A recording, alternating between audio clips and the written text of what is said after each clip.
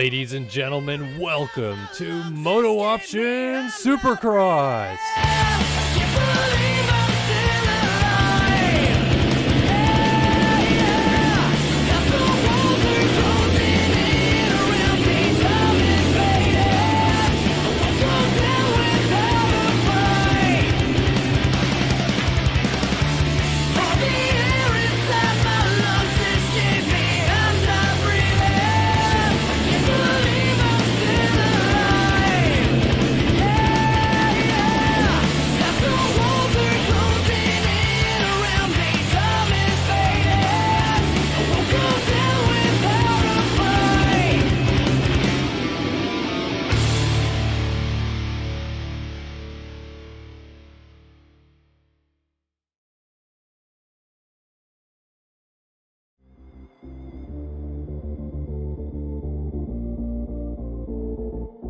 From Marmora, New Jersey, riding for Heckman Productions SYS Racing, number 4, Jeremy Smith.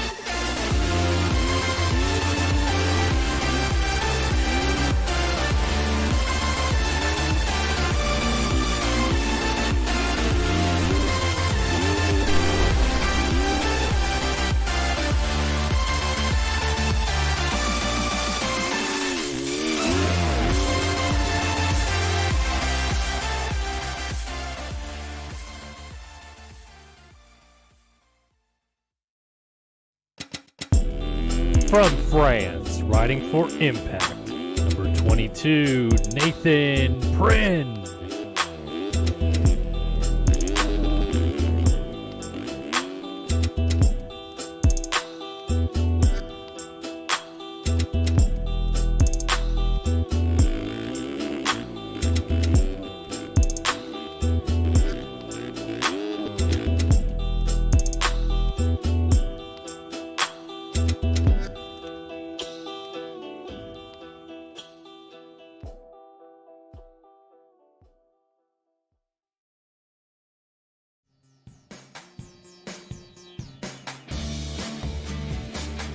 From Tampa, Florida, riding for JIBR.co, 2021 MX Simulator National Champion, number 5, Tyler Lang.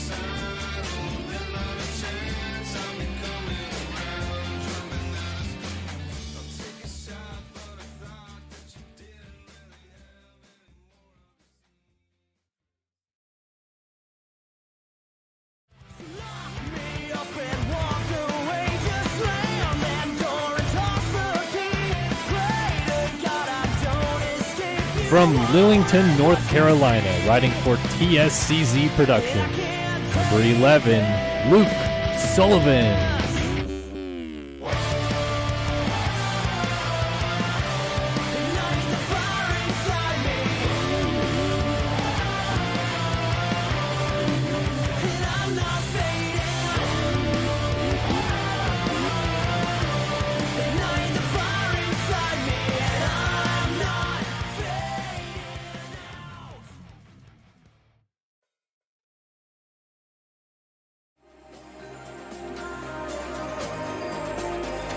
From Watkins Glen, New York, riding for Phil Ski and Snowboard, number 12, Braden Castellaneta.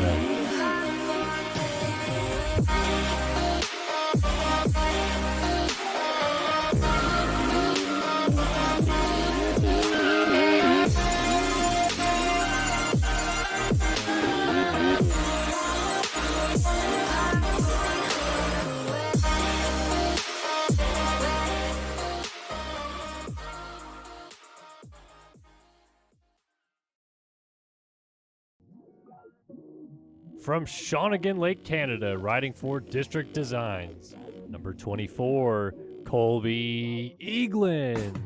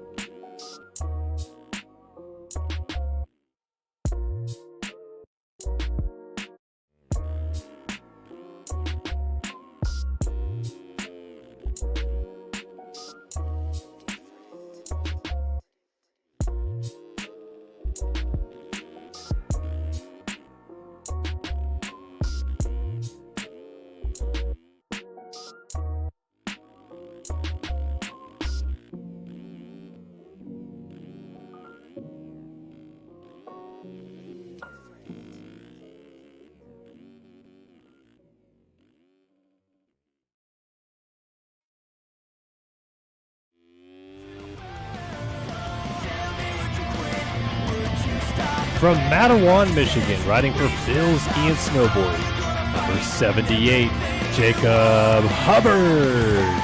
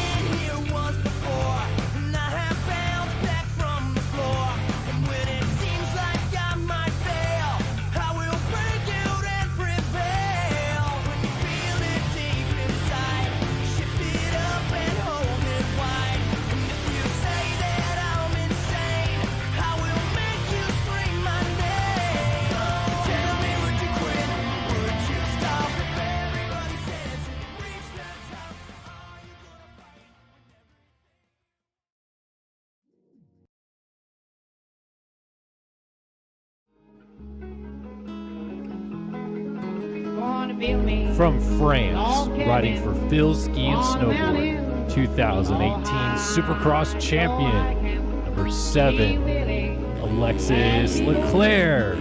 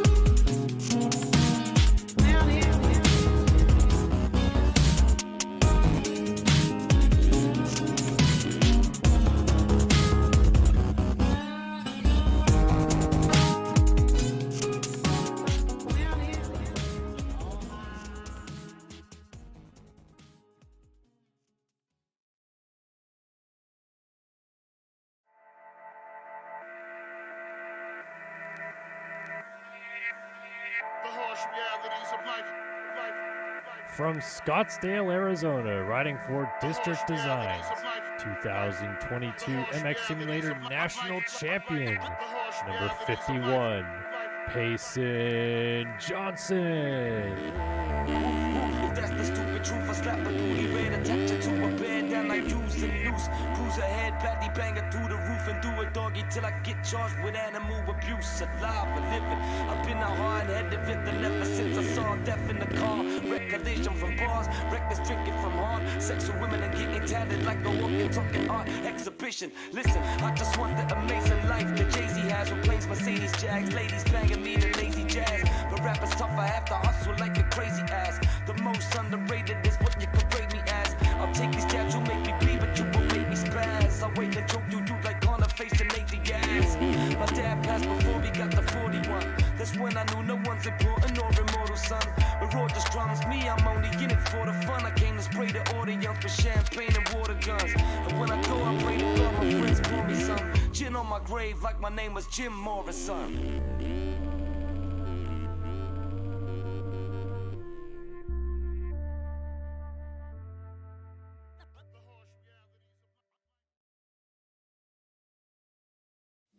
Rewind Check the tape. Win the Anaheim opener in 2000. Braden Carter's going to win tonight in Anaheim through to win the Seattle Supercross. 2022 Supercross champion. From Costa Mesa, California, riding for Phil's Ski and Snowboard, your two-time and defending Supercross champion, number 1, Braden Carter.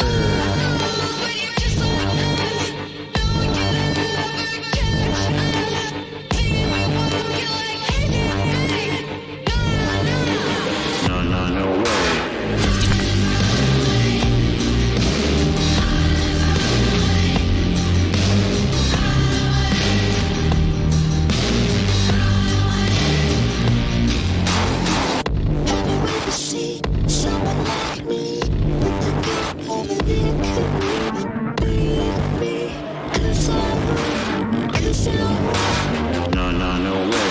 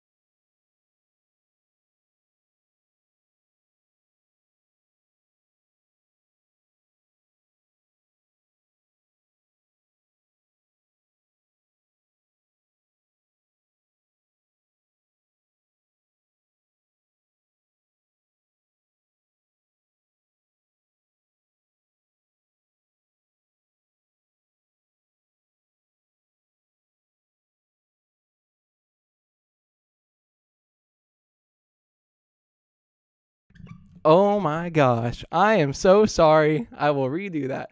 Welcome to round 7 of the 2023 AMA Esports Championship, presented by MotoOption Gaming. Coming to you live on Start Your Systems, Init Esports Twitch, and ESTV. My name is Andrew Wood. Really excited to bring you guys tonight's Triple Crown action. Sorry about that. Let's go ahead here, and we're going to move on to qualifying times. Braden Carter, 450 class, fastest qualifier. Sorry, I'm so nervous. Braden Carter coming off a win last weekend or 2 weeks ago with a 49-1 fastest qualifier in front of Payson Johnson, followed closely by Jacob Hubbard and Alexis Leclerc, 49-7. Gets back only about 5 guys within your top second. Sorry. It's going to be some close racing here tonight, or actually only really seems like between our top guys, but that's kind of what this championship is starting to boil down to.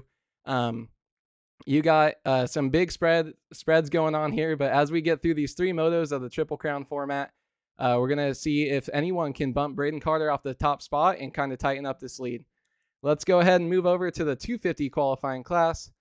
So far, your top 10 here. Rasmus Balzer actually going to be your fastest qualifier here tonight with a 51-2. Trevor Burns, Colin Allen, Cody Cooper followed close behind. But I don't see, Bryce Whelan all the way down in 11th place with a 51.9, but only 7/10 off of your fastest qualifier there, down in 11th place. So this 250 class is going to be a lot closer than the 450 class here tonight as we move a little bit further down that list. Second in points, Talon Zollers with a 52.3, qualifying 16th. But as of right now, if we move over to our standings, we see that in the 250 East class, Bryce Whelan has won both of our first 2 races tonight. Talon Zollers is 10 points behind, and Ethan Gurst and Seth Carr are chasing closely behind. So that's kind of where we're at with the 250 East standings, only 2 rounds down. Moving back to 450 class, Braden Carter with a 16-point lead, but you can kind of see there Payson Johnson and Alexis Leclerc kind of separating themselves as the top 3 here, kind of bringing themselves away from the rest of the pack. So going to be really interesting to see, are those the top 3 that we see in most of our races tonight, or can we get a Jacob Hubbard, Colby Eaglin with a great start or something like that to kind of play spoiler and let some of these guys catch up to Braden Carter? Let's go ahead and move on into the race server. And I'm going to have to reload here. And so the Triple Crown format here tonight, as you guys know, we're going to start off with the LCQ. So only top 18 made it into the main event straight away. Only made it in the top 18 straight away. So everyone from 19 to 40 is going to be in this LCQ here. I'm going to have to try to see if they can race their way into the 3 main events here tonight. So we normally end up with these just before the main event, and they're our favorite race of the night. But tonight we get to start off with the LCQs coming right out of the gate. So it's going to be really exciting, and I think going to help me calm down a little bit because I feel like I'm just going to get back into that flow. So as we're loading back in the race over here, just going to kind of take a quick second and get ready to get this racing started.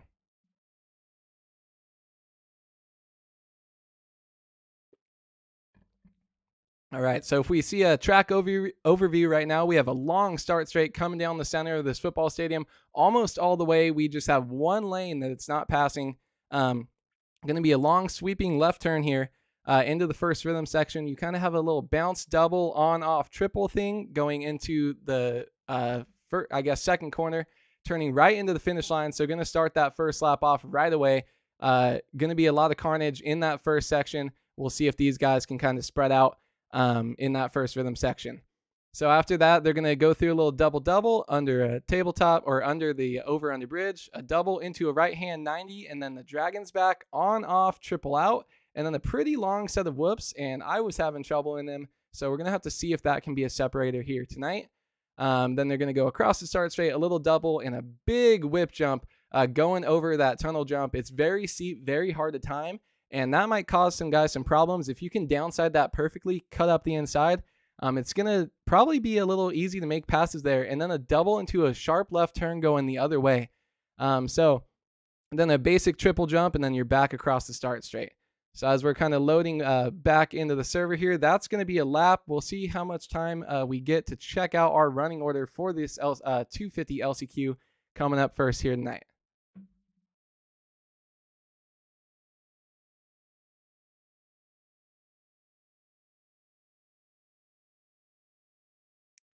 All right, let's see, taking us some time here. Loading lots of bikes, but give us some time to take a deep breath, get ready for this action. This 250 East class, we haven't seen too much craziness coming from them. Here we go. Now I'm going to reload and hop on in the server here.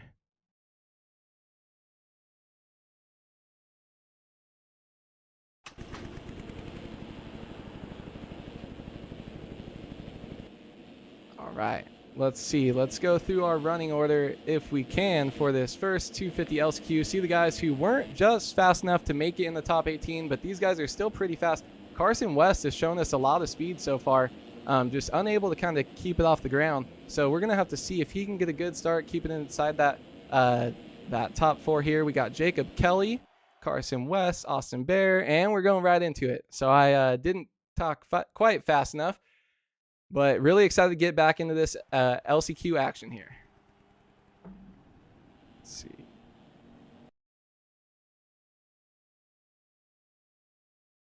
All right. Go ahead and check on Joseph Pilsner, just a little bit outside of the box. And the gate is down. And looks like we actually did get a good start by Carson West. To see that Cowie on the going to push a little bit wide. Let's see, coming up with Emmett Sun is getting the whole shot, and he's actually going to get a big lead coming through that first rhythm section. Able to get that rhythm while the rest of the guys kind of got tied up. So a great start for the Verb Moto rider of Emmett Sun here. Sonny Spicer following closely. Trent Adams going to blow off the berm. He's going to have to go around the tunnel jump. A couple other riders getting into it there. And Talon Zollers, our second in points, he's back in this LCQ. We got to see if he can make a charge up into the front. He's going to go ahead and triple pass the rider there. And I think that might move him into the fourth and final transfer spot. He might be fifth here. Let's see, having a little bit of struggle through the whoops. Let's go back up. He's got some pressure on him. We're going to see how this tight corner kind of works out when people are battling. Brady Ginter actually going to get stood up a little bit there. But so Talon Zollers is following Cole Gress, Jacob Kelly, Sonny Spicer, and Emmett Sun. So that does mean that our second place in points is actually in fifth place right now, one outside of the transfer spot. We see that long rhythm section coming into this tight corner. There's going to be some dive bomb passes there for sure. I can't wait to see the fireworks going on there. Sonny Spicer is still following closely by Jacob Kelly. And there actually looks like they got a little bit of a gap. Cole Gress did on Zollers back there. So Zollers is going to need to pick up the pace here. We see how this track's kind of shaping out. It's pretty basic besides the first rhythm section, I feel like, and then this whoop section being a little bit tricky. But there's a lot of corners. Jacob Kelly's going to go down in the whoops, and that's going to allow Zollers by, another rider by, 3 riders in total by as he goes down in the whoops. Jacob Kelly losing spots to Brady Ginter and Zollers. So Zollers is riding himself into a qualifying spot here as we are only 2 minutes into this LCQ so far. And Zollers actually with a little bit of a gap, so he's got some breathing room there in fourth in front of and behind him, but you don't really want to be sitting in the fourth place position there in an LCQ. That's not the happiest place to be. Cole Gress putting a little bit of pressure here on Sonny Spicer as they come under the tunnel jump. They're going to double into this 90-degree corner, hit this Dragon's back, and it's not super difficult if you take that basic line, but I think we might see some crazy stuff from the 450s as Cole Gress is going to frame that triple there. Had a little bit of an issue as I said that, and Talon Zollers is going to now come up a little bit closer to him and give himself, he wants to get in the third place. If he can get in the third place, he gives himself a lot of breathing room here. So as Zoller is actually going to almost whip off the tunnel jump there, but look at that, all the way back to fifth place. Joseph Pilsner right here is getting chased down by Carson West, who frames the tunnel jump. So Carson West here trying to chase down fifth place. Both of these guys need to just train and go and try to get up there and catch their fourth place rider. Pilsner been in this series a long time. Well, look at him scrubbing through that rhythm section. Triple, quad, double there into the corner. He's just got to find a way to put it together and get back up close to this fourth place position, see if any of these guys can make some mistakes in front of him. Moving back up front, Talon Zollers loses a little bit of time on Cole Gress, but Cole Gress also gaining on Sonny Spicer.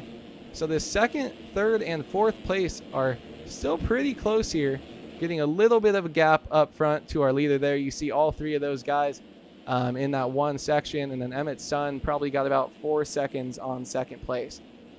So a little bit action here in the LCQ. Was worried about Zollers. When you see a name like that that's been up top in the main events in these LCQs, you get a little bit worried, but there's still time. These guys are not clear in the air yet. We're about 4 minutes into this race so far here. Emmett Sun getting a huge gap now on second place. Sonny Spicer, Cole Gress, and Talon Zollers. So Zollers kind of cruising around here in fourth. Not much happening now with transfer positions, actually. Not as much as we are used to. I guess that's good. Help me save my voice for the rest of the night here. I was going to be worried if I had to come in screaming here in the first race, but our fifth place rider, Joseph Pilsner, really far back here. He's about 7 seconds as we see him scroll across the top of the screen. So just going to kind of focus on these top 4, see what lines they're doing, see if any of them shake up a little bit. Going to kind of focus on Cole Gress here a little bit. You see that rut forming coming back on the start straight. They do a bounce, double, triple over, triple, single out this time. They have been optioning for a different quad line in that rhythm section, so going to be interesting to see how that plays out. If you can pull out the faster line at the right time, but I think right now all of these guys are kind of using their safe lines, just trying to stay up here and don't really want to go down or make a mess of it. Emmett Sund up here getting around 2 lappers. I just saw them go down. Just wanted to go ahead and check on that, make sure he's still okay. Sonny Spicer as well, able to get around them. And Cole Gress able to get a little bit closer, though, due to that lap traffic. Let's see if any of these guys can make a move.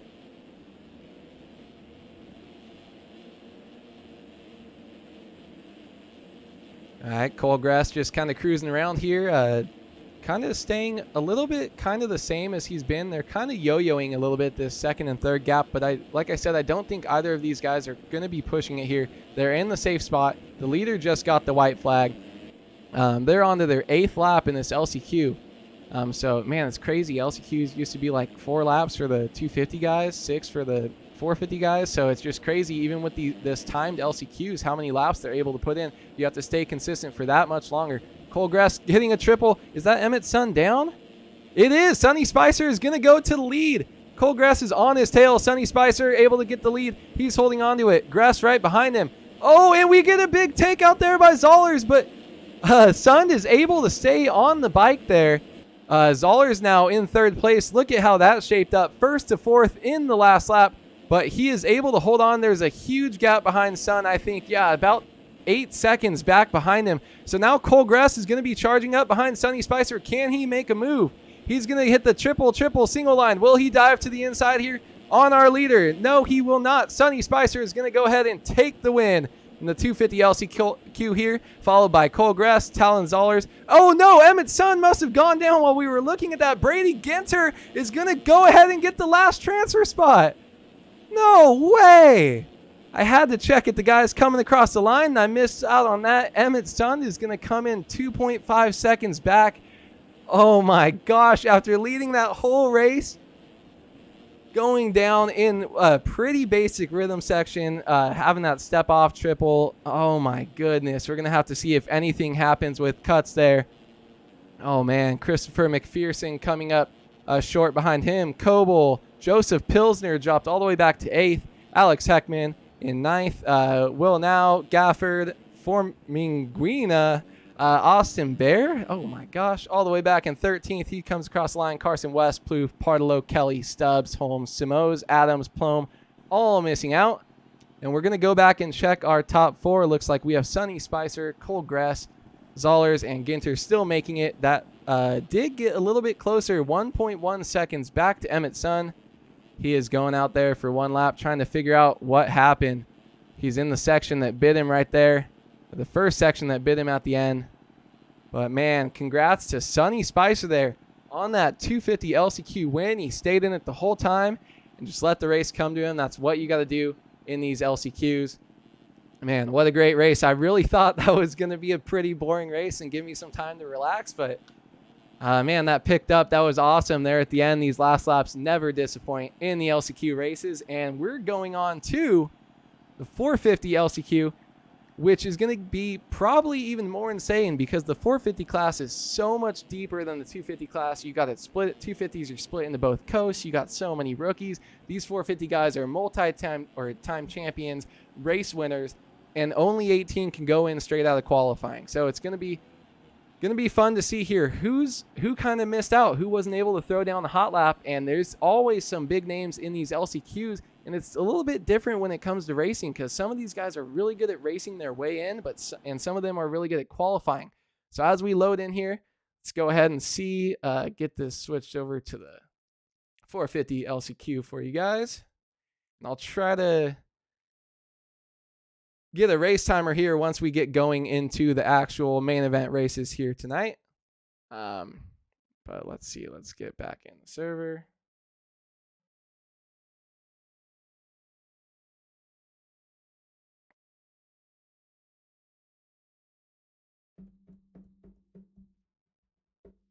Just 1 second here while I take a breath. It is insane that Kellen does these all the time and did them for so long during COVID years and just doing these races by himself.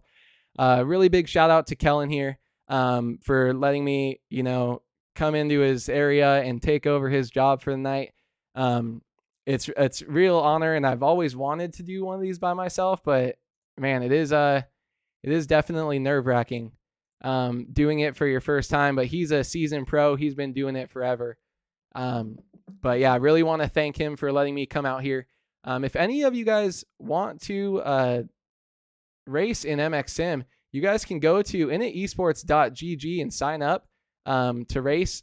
You have to register on Init Esports and then sign up to race at racefactorygaming.com. This is now an official AMA Esports Championship, which is awesome this year.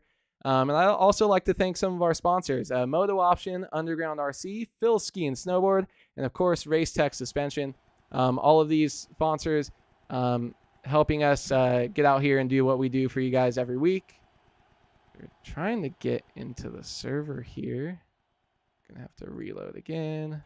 Oh, no, I'm not. Sorry. I should be able to get back in before the race drops. Thank you guys. Appreciate it. All right. Let's see. Oh my goodness. Did I miss that? I hope not. No, this is still the warm-up lap. Okay, so I did have to reload there. I got worried by the gate dropping. So Connor Holyak is going to be in this one. Let's see. As well as Hayden Stevenson, Caden Speck, Blake O'Brien, Squiddy, Ashton Rakowski, Buddy Parker, James Ohashi, Chase Blakely, Robert Wilson, J.R. Reyes. Haven't seen Monty in here for a while. Aaron Rockefeller. Let's see. Devin Davis. He's had a hard time making it in the main event. So a lot of, these names we've seen around forever. So it's always interesting to see them racing here in the LCQs. But like I said, it's straight out of qualifying. So these guys, it's all about how good they can do in their qualifying sessions. Limited time on the track. See, let's go ahead and follow. We got Anthony Pachon here right in the very center of the gate. So let's see. The gate is down. The 450 LCQ is on the way. Let's see. We got Monty pulling a little bit outside. J.R. Reyes able to hug the inside, keep it tight. He hits that line. He's going to stack it a little bit, and he goes down, causing a pileup. Hayden Stevenson and a bunch of other riders in there. Pachon, Chase B barely makes it through. Let's see who's going to survive. That is Aaron Rockefeller on the Underground RC Yamaha. He's coming out in first after all that first lap carnage. Blake O'Brien here in second. Connor Holyak getting a little bit sketchy off the Dragon's back. Is he able to reel it in? He is. He's not going to triple out, but he is going to be able to stay here in third place. And Devin Davis in fourth, trying to hold this thing down. But look at this 450 class. These starts are so much closer, even after all that carnage. You have all these guys just pushing. So Devin Davis definitely not in a safe position here. He's being chased closely by Buddy Parker, Chase Blakely, Squiddy, and Brandon Larson. So going to move back up just a little bit. Aaron Rockefeller getting a good lead. So let's focus in a little bit more here on our transfer position. Blake O'Brien hitting a big line. Connor Holyak missing that rhythm. Able to salvage it though. Stays in third over the finish line. Devin Davis and Buddy Parker are right on his heels. Got to be scared. You see those options inside, outside line there going under the tunnel jump. The inside is a little bit easier to kind of make a pass, but not able to slingshot. Devin Davis makes a little bobble. Does he get past here? No, he's not, or he is able to hold on to that position there. And a little bit of huckabuck in the whoops, but he stays in fourth place. Connor Holyak pushing a little bit up closer on Rockefeller. And Blake O'Brien, your leader, or Rockefeller dropped back. Blake O'Brien is now your leader. So these guys are all super tight here, first through fifth, going very closely here so far early on into the 250 LCQ. Look at that line by Holyak. He's going to go ahead and jump past all these guys, triple into the corner, almost gets a twofer there, and that moves him safely into second place. But Aaron Rockefeller says, I am not done yet. I'm going to go up the inside. Holyak moved over on him, was going for that inside. Rockefeller got too aggressive. That's going to put him on the ground. So now Devin Davis is up to third. Buddy Parker into fourth place, so he's chilling. He's really thankful for that. And Hayden Stevenson now is in fifth, but so your top four have a little bit of gap, and Devin Davis is going to take a little off-track excursion. He jumps around, but he's going to lose that final transfer spot. Just like that, Hayden Stevenson with a pretty big gap from fifth to fourth is now in your transfer spot again. So, man, these 450 guys all over the place. Normally they're a little bit more consistent, but there's been a couple big changes now as we move up to Holyak, and he was going for that big line. He goes down just in time. Switch to him. Buddy Parker is going to hit the quad double into the corner. Man, look at that. Buddy Parker now moving in. Hayden Stevenson up to third, I think, now, and Devin Davis back into fourth. So Devin Davis with luck on his side here as everyone else has been going down. Aaron Rockefeller now back into fifth. And Connor Holyak drops all the way back to sixth, and he is going to be about 6 seconds behind your fourth place spot of Devin Davis up here now going through the whoops. Now trying to push forward back again to gain some time on Stevenson. Like we mentioned before, you don't want to be stuck in that fourth place position in the LCQ. It's just not a safe spot to be. Having some breathing room is definitely a lot easier. See Buddy Parker as we move back up, and he is still chasing down Blake O'Brien, who's ran a great race so far. You see they're trying to do a wheelie triple there. He missed that, so he had to resort to doubling, but he's still able to hit that line pretty smoothly. It's going to be really important for these guys, especially when they get into the main event. That first section is very tricky. Who's going to go for that big line? And if you mess up the entry, can you realize that and can you salvage it? Blake O'Brien having a little bit of trouble onto that dragon or off of that Dragon's back there, able to keep it under control there. Buddy Parker still going smoothly in second. Stevenson still in third, and Devin Davis still in fourth. Going off track again. Looks like he's having a lot of trouble in the whoops here tonight so far. Oh, as we see fifth place Aaron Rockefeller go down in the background. That's going to let Holyak get by, as well as, it's not picking up yet, Caden Speck also. So Rockefeller really had a great start up front here. Thought he was going to be moving on into the main event easily, but these LCQs are long. We're 4 minutes and 45 seconds in. So Caden Speck now up there thinking he's going to push. No, Blake O'Brien was down in the lead. What happened to him? I'm sorry, guys. I'm trying to cover all of it here. It's very difficult, and there's so much action going on here. So Blake O'Brien now into fourth, Holyak into fifth. So O'Brien with the last pantser. He's almost going to hit the over-under bridge. Holyak trying to push it, switching up options to the inside. These guys are super close here. Look at that scrub to the inside. They're going to hit. Holyak goes down, and they are cartwheeling off the track. Oh, my goodness. Caden Speck in the catbird seat goes ahead and moves on into the final transfer spot. Oh, my goodness. That triple whip line right there, cutting over a little bit on Holyak. Oh my God, he wasn't thinking he was supposed to be there. Caden Speck, that's why you never give up in these LCQs. If you're in the top 10, all these guys going down, anything can happen. Oh my gosh, Caden Speck into fourth. We are now on to the white flag lap. Devin Davis still holding down third. Stevenson up to second, and Buddy Parker up into first. Wow, this has been a great 450 LCQ here. Got some advice from Kellen. You know, he's done so many streams by himself. He told me to kind of reel it in a little bit on these LCQs, save my voice, and I really wanted to take his advice to heart, and I tried. I really tried. And these guys, man, they're going crazy. Buddy Parker almost OJ's that. Didn't really whip. Let's see. Check out. Make sure Caden Speck is still. Is it Bodie or Body? I don't really know. Caden Speck still in fourth with a huge gap. Going back. So Buddy Parker hitting that triple quad double right here you see on these 450 guys. No crazy takeout moves going to happen. Buddy Parker is your first place in the 450 LCQ. Stevenson following closely, and Devin Davis, and Caden Speck with insane luck here is actually going to go ahead and qualify with so much room. Holyak got to be bummed about that race. He's coming behind 5 seconds in fifth. Brandon Larson, that's my local boy right there, coming across in sixth, unable to make it happen. Robert Wilson, I think he's been out of racing for a long time, was going to come in seventh, and Aaron Rockefeller jumped on his head. Chase B is going to go ahead and take those honors, and he comes across in seventh. None of that really matters. All of these guys going home, heading back to the semi to watch the race, and just making sure our top four is going to remain the same. So Buddy Parker going ahead and getting the 19th gate pick into our 450 race one here tonight in our Triple Crown race. I'm going to go ahead and take a quick break here and just give myself a second after those crazy races. And they're going to move on straight into the 250 main events.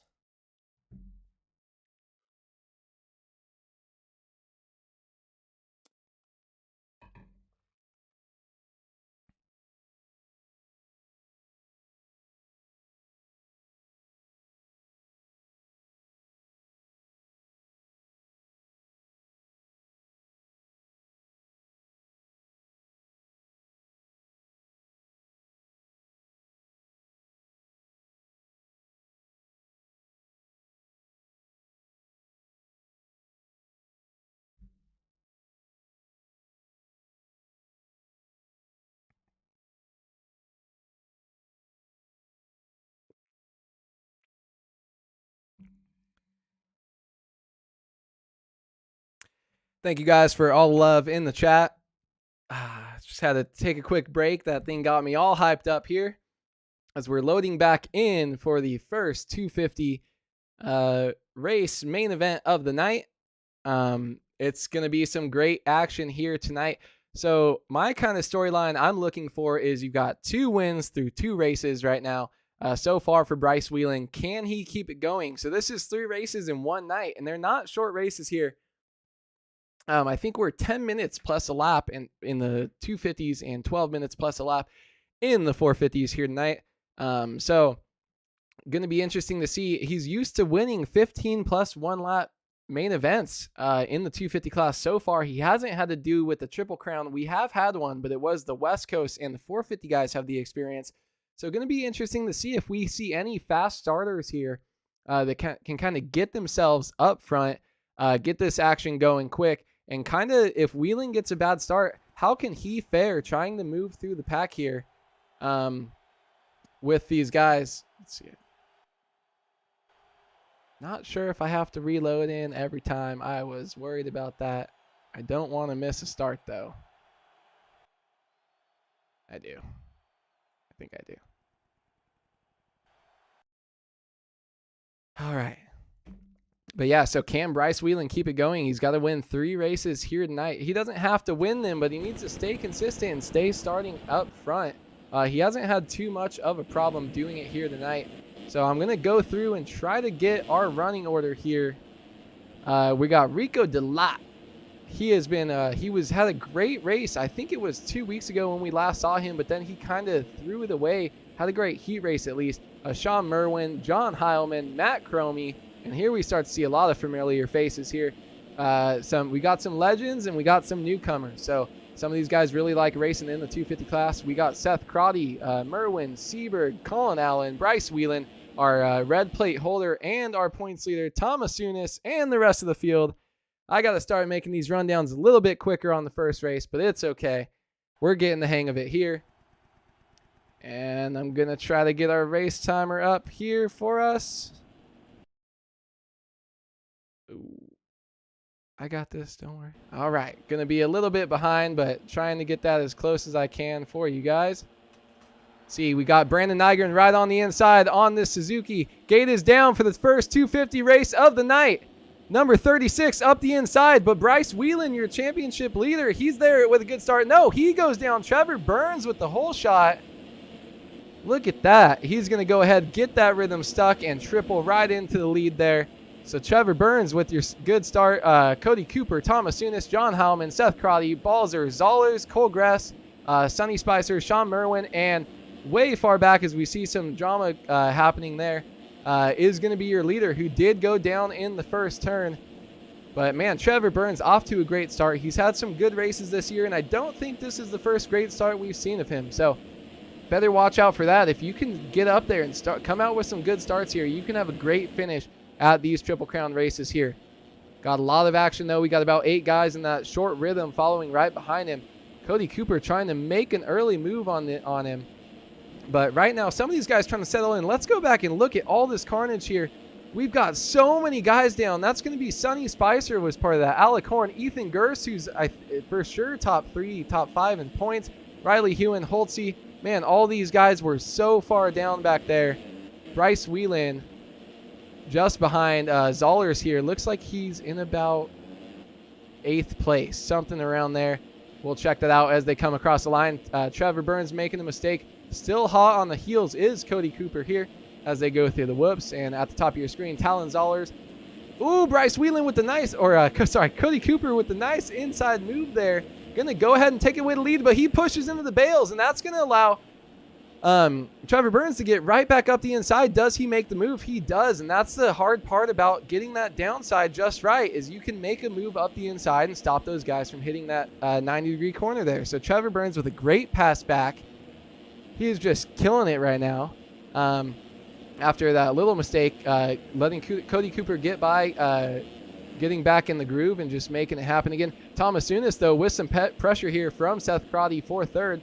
Seth Crotty going to try to go up the inside. Can he make the move? He does. You see that inside line there where they can cut him up, cut up the inside and make that pass move. Still able to go inside there again. Oh, but he stacks the rhythm, and Tomasunis on the all-white bike, he's definitely known for that these days on that all-white MX Locker ride, going to move back into third place here. But look how close this top 4 is. They are not able to get separated from each other. They definitely have a gap back to 5th place. But Tomasunis just barking right now. Oh, and as I see that he cases it, is he able to hold on to it? He's going to have the inside here. Going to try to cut under here. Let's see if we get some. Come on, Crotty. We got to get some dualies.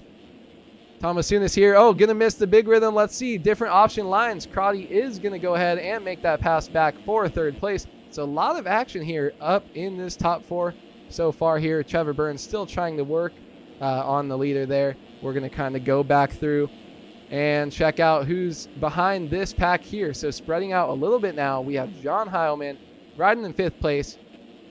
Talon Zollers, there we go, 6th place there. Got a little bit of a gap. And Rico Delat, he is in 6th, just behind him. And let's go see, where is Bryce Whelan after that bad start? Colin Allen, Sean Merwin, and there he is, Bryce Whelan. I think that's 9th place. Kellen is way better at doing the math while clicking through, but he's going to go ahead and get a spot there as Sean Merwin goes down. So now Whelan is challenging Allen, but we see Whelan make a little mistake in that sharp corner there. So Whelan might just not be on his game here. Maybe he's a little bit more used to his long main events where he's able to just throw down. But remember, this is Olympic scoring events in this. So if Bryce Whelan can go ahead, you know, even if he gets a 5th and he goes out and he gets it together for the 2nd and 3rd race, he can definitely get a good finish here. But we're going to move back up. There's been some action up front. Zoller is still chasing this pack here. Heilman as well, but he is closing in closely now on Tomasunis. Look at this, how close these guys are. Seth Crotty right here. Cody Cooper followed closely by Trevor Burns, and a 4-second gap to Seth Crotty, who is being chased right now, but just holding down the 3rd place position. Seth Crotty throwing a big whip for us there, and looks like we might have a battle for the lead here. It's getting close. We got different option lines. We see this triple out into the corner, and Burns is going to go down. It didn't look like he had the drive for it, and he did not. Look at that. He's going to lose 3 spots right there. He's going to go all the way back to 5th place. And I want to do a little lap time check on some of these guys going throughout the top 10, because this top 4 pack has been so close so far. So we're going to move into first person view here. So Cody Cooper with his fastest lap, a 52.1 last lap, 4 seconds ahead of the field. Seth Crotty had him down with a 52.7, his best. Tomasunis 52.7, his best and his last lap. So he is definitely trying to catch Crotty here, making a little bit of gains. Heilman with a 52.6, he's trying to move up through the pack. Rico Delat 52.5, Zollers 52.3, Allen 52.2, Balzer 51, Burns down again, and Whelan down with Burns. So was that a block pass? Was that a takeout? I don't know what's going on back here. But these guys, it looks like, he's trying to hold him up and also maybe avoid a lapper. Oh, and that is a punt by Merwin. Was that Merwin, or was that a great pass by Burns and he did not go down? I don't know. I don't want to call anyone out on that, but I don't know what is happening back there, but it looks like Bryce Whelan has made some enemies. Oh, wow. That is crazy right there. I didn't see that coming in the first person view. Sorry, let's move back up front and regroup as Whelan's going to move further and further down this board here in this first main event. He's now down into 12th place. So Cody Cooper with a huge solid lead here, but look at this battle. 2nd, Crotty, 3rd, Tomasunis, and Heilman in 4th. And Rico putting in some fast laps, almost fastest laps of the race. So he's trying to chase down this pack, but I'm going to focus on these guys right here. Make sure, see what happens here. See if any moves go down inside the podium spot. But looks like they're almost getting separated a little bit. So we'll focus on Tomasunis and Heilman right here. Heilman has been putting in the laps, trying to gain. He's been a little bit faster than the 2 guys in front of him. But, man, it's just really tough to see your leader having issues like that. John Heilman, they're now getting into lappers here in these races. We are 7 minutes into this race, so we do have 3 minutes plus a lap left. But look at all this lap traffic, and Tomasunis, I thought he was going down. That was just a big whip, but no, Cody Cooper went down. That was our leader. I'm sorry. Thomas now into second. Seth Crotty into the lead. So can Seth Crotty deal with this? And no, Cody Cooper nose picks. Looks like he was going for the wheel tap triple. That's going to let him get past all the way by Talon Zollers. Let's see if anyone else can make it by. Balzer is not going to have enough time as Cody Cooper is getting up. So he's going from first to fifth in one crash right there. So they were a little bit spread out, but just like that, Seth Crotty into the lead, or he's still able to hold the lead. Heilman in second. Zollers now up to almost made a pass on Thomas there. Timing got out of whack for a second, but Cody Cooper trying to move back, make a move back. So he's going to go ahead and get past Zollers. I'm sorry, guys.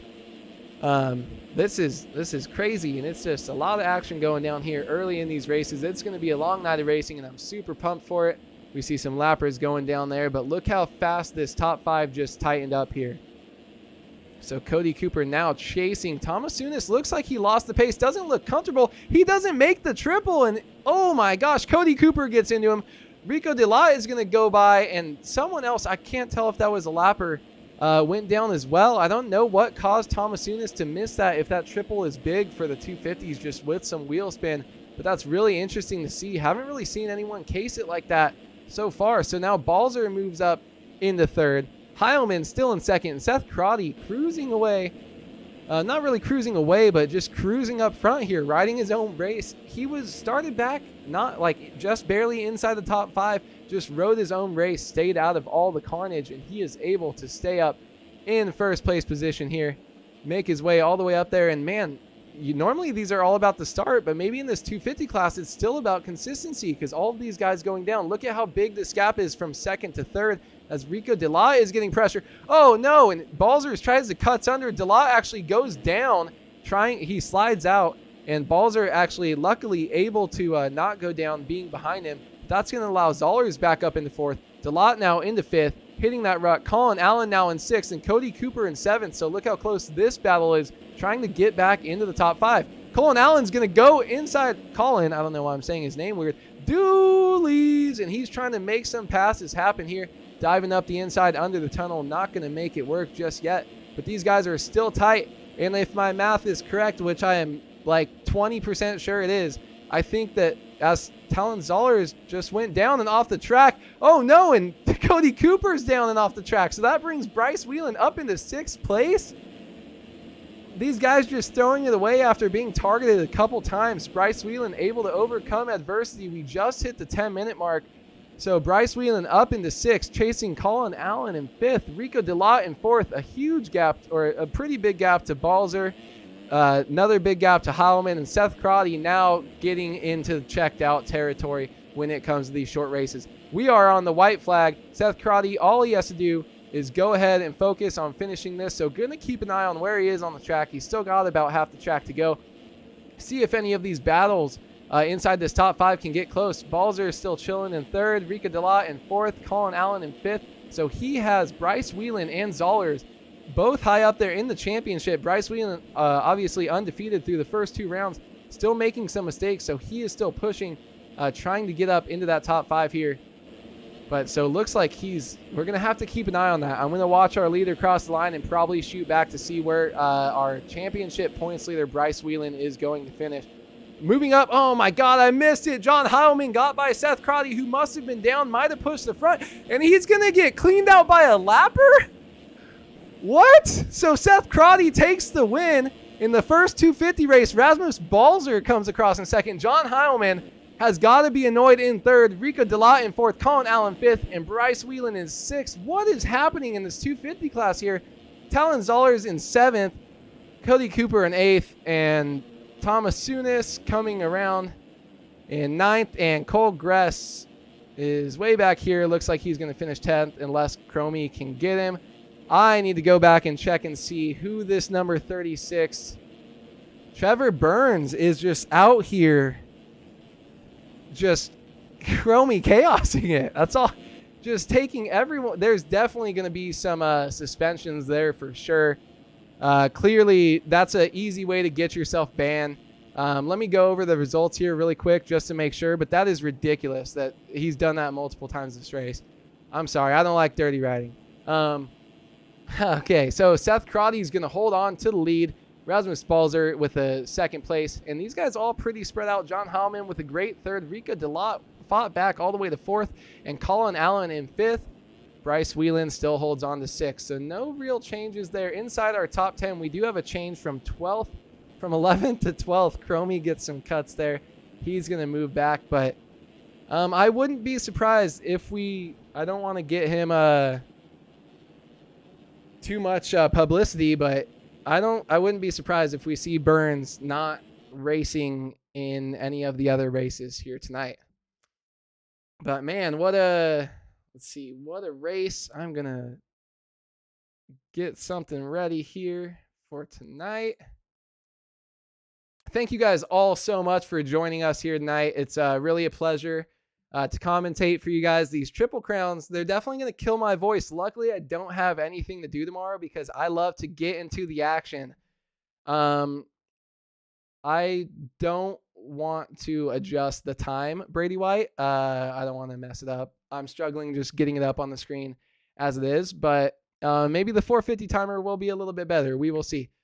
But I'm really grateful that I got to do a Triple Crown. I know my voice is going to be dead, but I don't care. It was worth it hanging out with you guys. We've got so many of you guys here in chat supporting.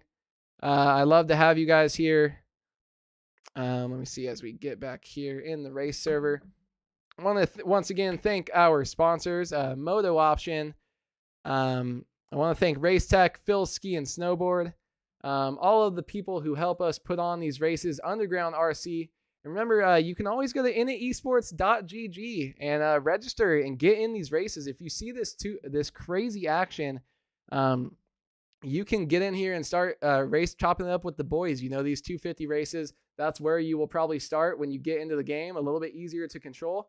And if you want to buy the game, go to mxsimulator.com, buy the game. I think it's still $42. It's been that way for like 13 years. Like, there's no reason not to get it.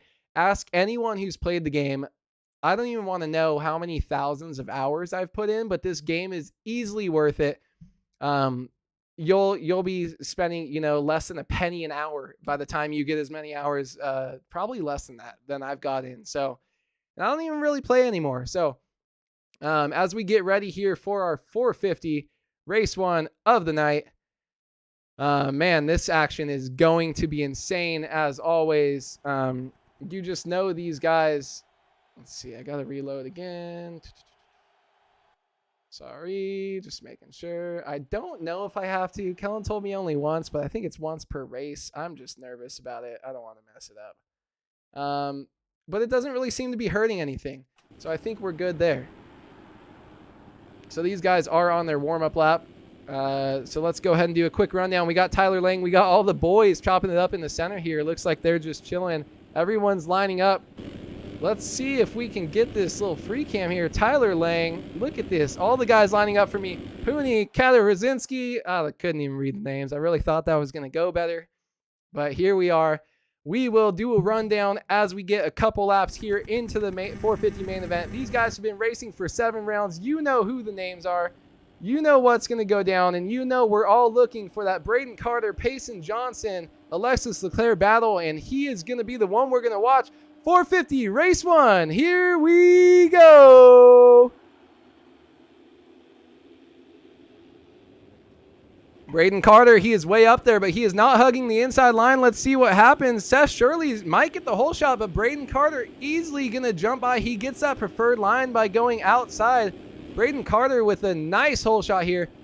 This is the situation he wants to be in. This 450 title is a little bit tighter, so want to get yourself up there early. Seth Shirley coming over from 250 West Coast, playing a little bit of spoiler, but look at that number 51 right behind him.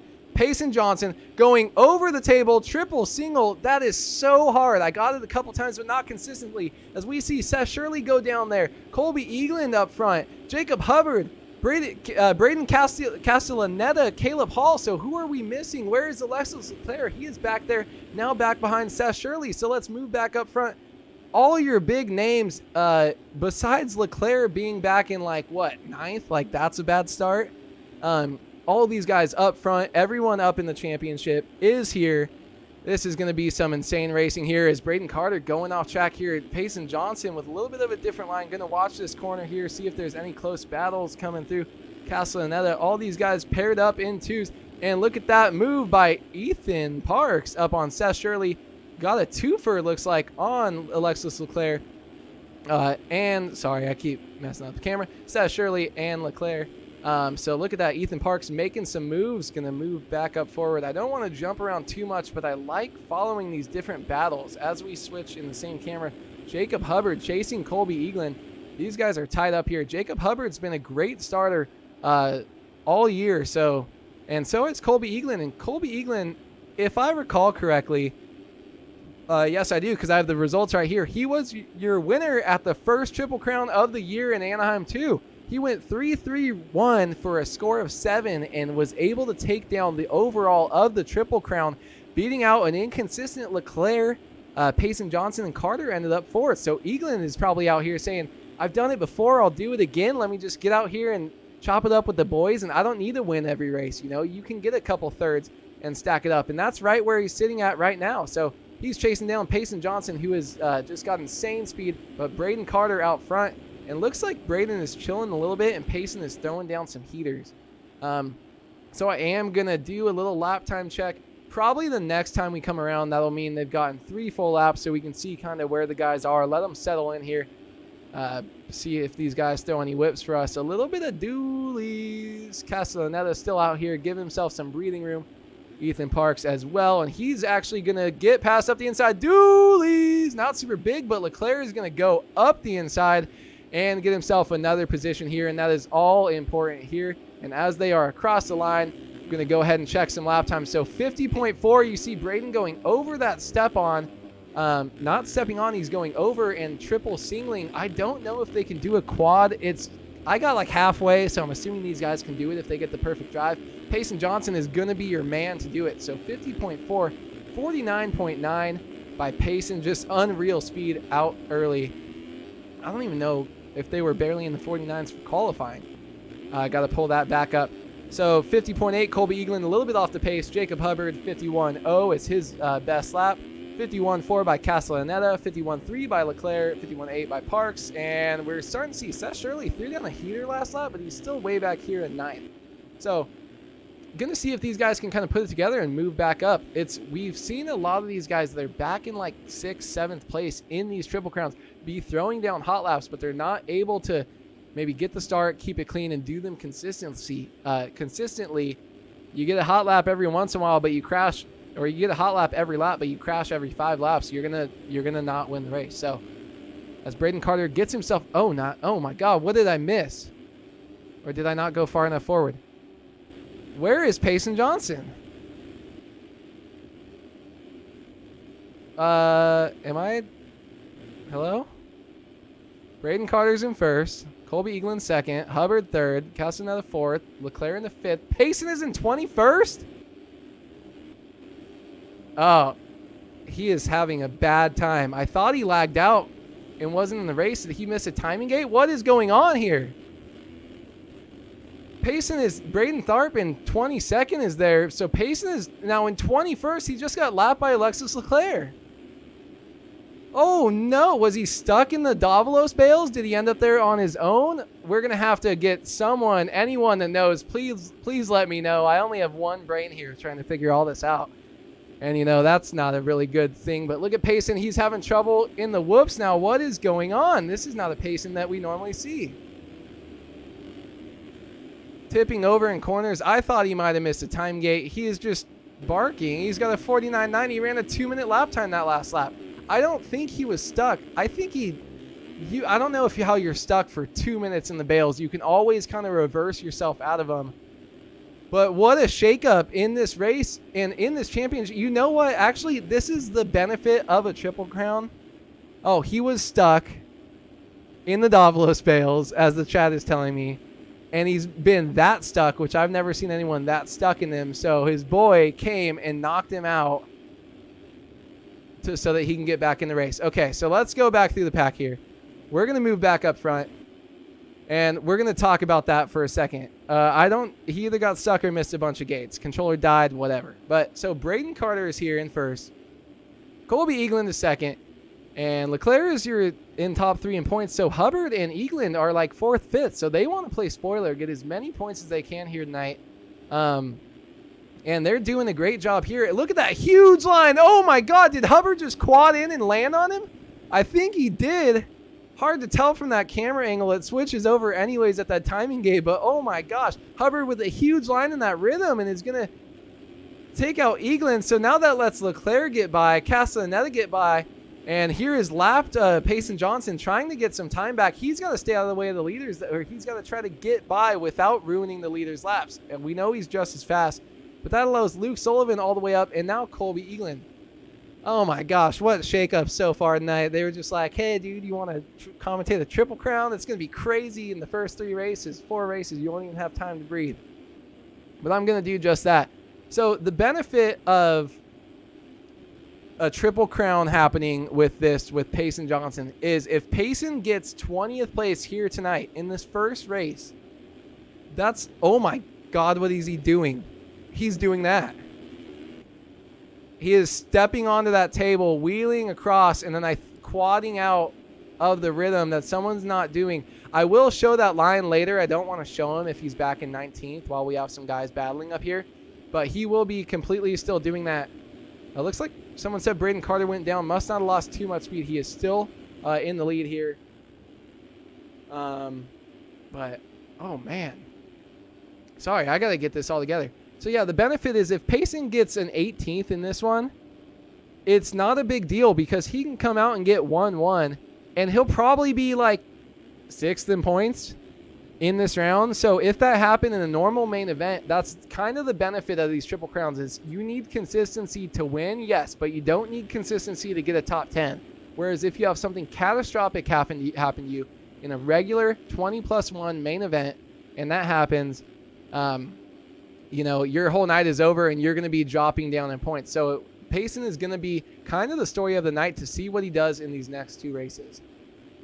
But let's see. So we are now 8.5 minutes into this race. Braden Carter has a pretty commanding lead, about 5 or 6 seconds here. Leclerc is 8 seconds back on our leader. Castellaneta 11 seconds, and Luke Sullivan, rounding out our top 5 here, was able to make it back up into the top 5 here. So a great ride from him as we see. That's a lapper again. I'm sorry. No, that's Castellaneta. He was going down, must have missed a timing gate. So he's going to drop back, and he's going to have Eagland right on his tails after Eagland went down with that mishap in this first rhythm here. So, man, this Phil's team up here just kind of dominating this top 5. 1, 2, 3, and 5 here with Luke Sullivan playing spoiler a little bit. This Yamaha team, they've just been doing great so far this year with the pickup of having Alexis Leclerc on their team as well. It's kind of Braden Carter and Leclerc versus Payson. That's what it kind of starts to feel like as we get deeper into this championship and the points start to get tighter. Your top 3, including Payson, are really close, and then the field starts to thin out quickly. So it's almost like real life, Webb, Tomac, and Sexton just kind of separating themselves a little bit from the pack. You know they're probably going to be top 3 every night. That's kind of how you feel like the points are going to start as we get deeper into this 450 championship. So on lap 13, we are 10 minutes into this race. So we got 2 minutes plus 1 to go. Going to do a little run back here. He looks like he wants to make a pass. I don't want to go away from this. And there we go. Triple over, triple, and single to the inside. Does Castellaneta have what it takes? He goes inside, cuts back under, not going to be able to make it happen. Sullivan doesn't get the drive, and that's going to allow Colby Eagland to go by. So they just got a 2-for-1 right there. Look at that. 2 guys. That's kind of a bummer right there. Caleb Hall down. Body Parker crashing into him. Johnny Padani, he's back there. Tags Hall, and he's able to ride out of it. So that's going to be close back to your top 10 there.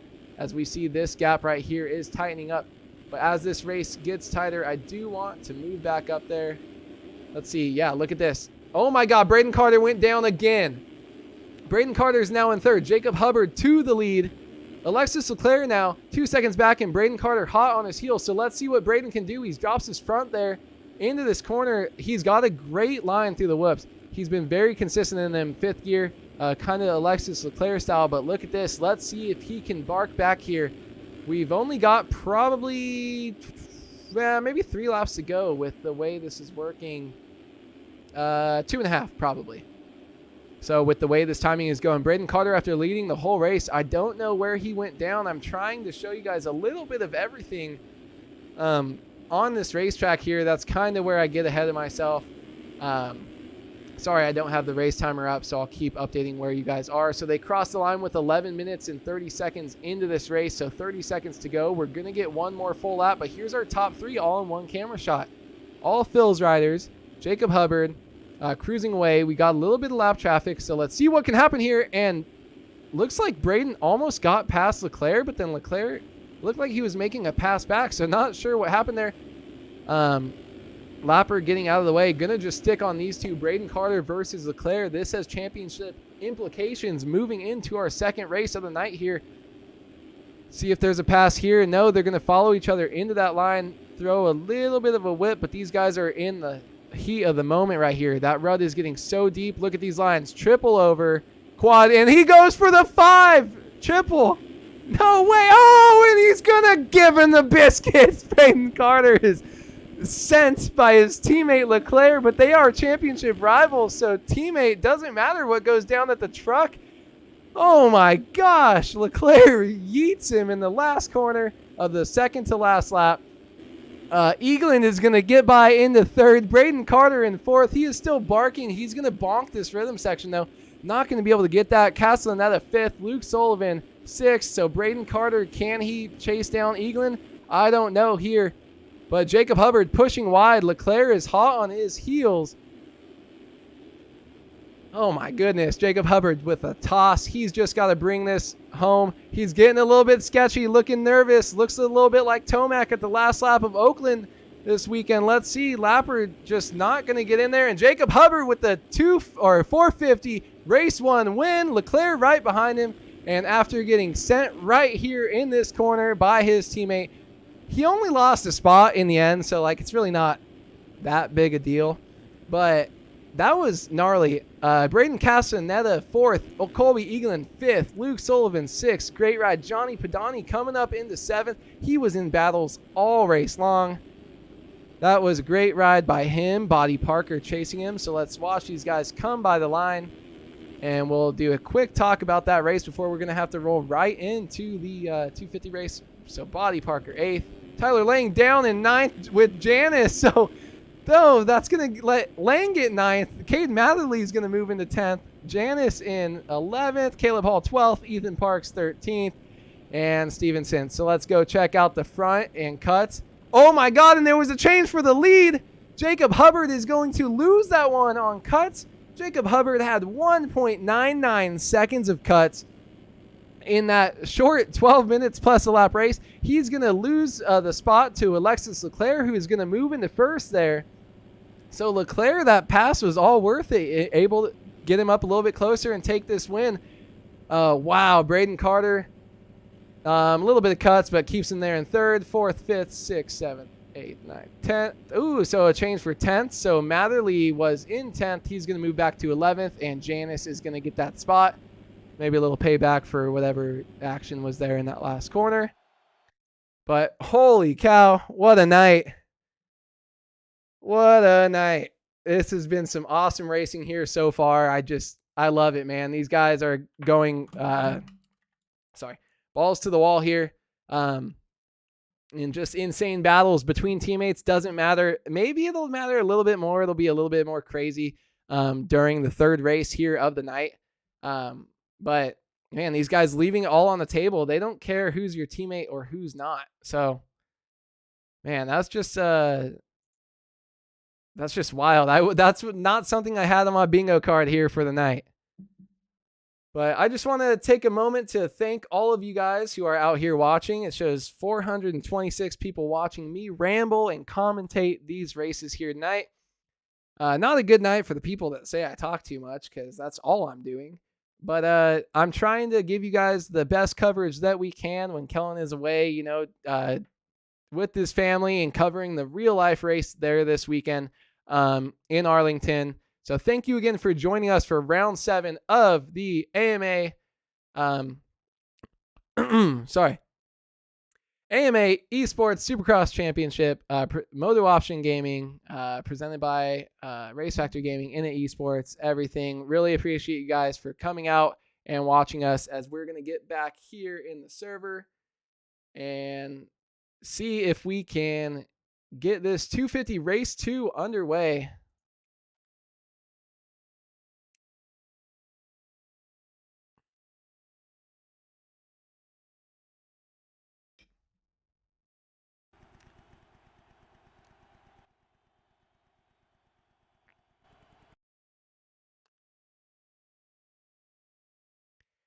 Thank you guys. I appreciate it.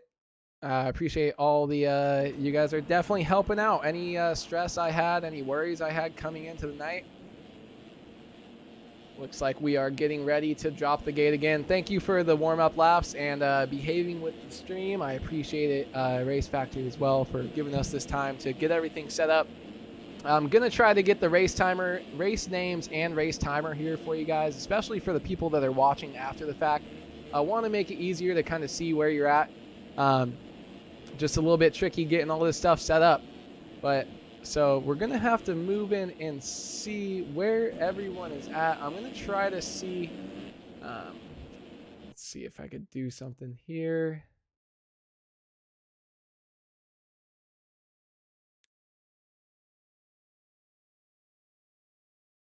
Just trying to check and see if I can get our live timing updates that our boys are helping us out with here tonight.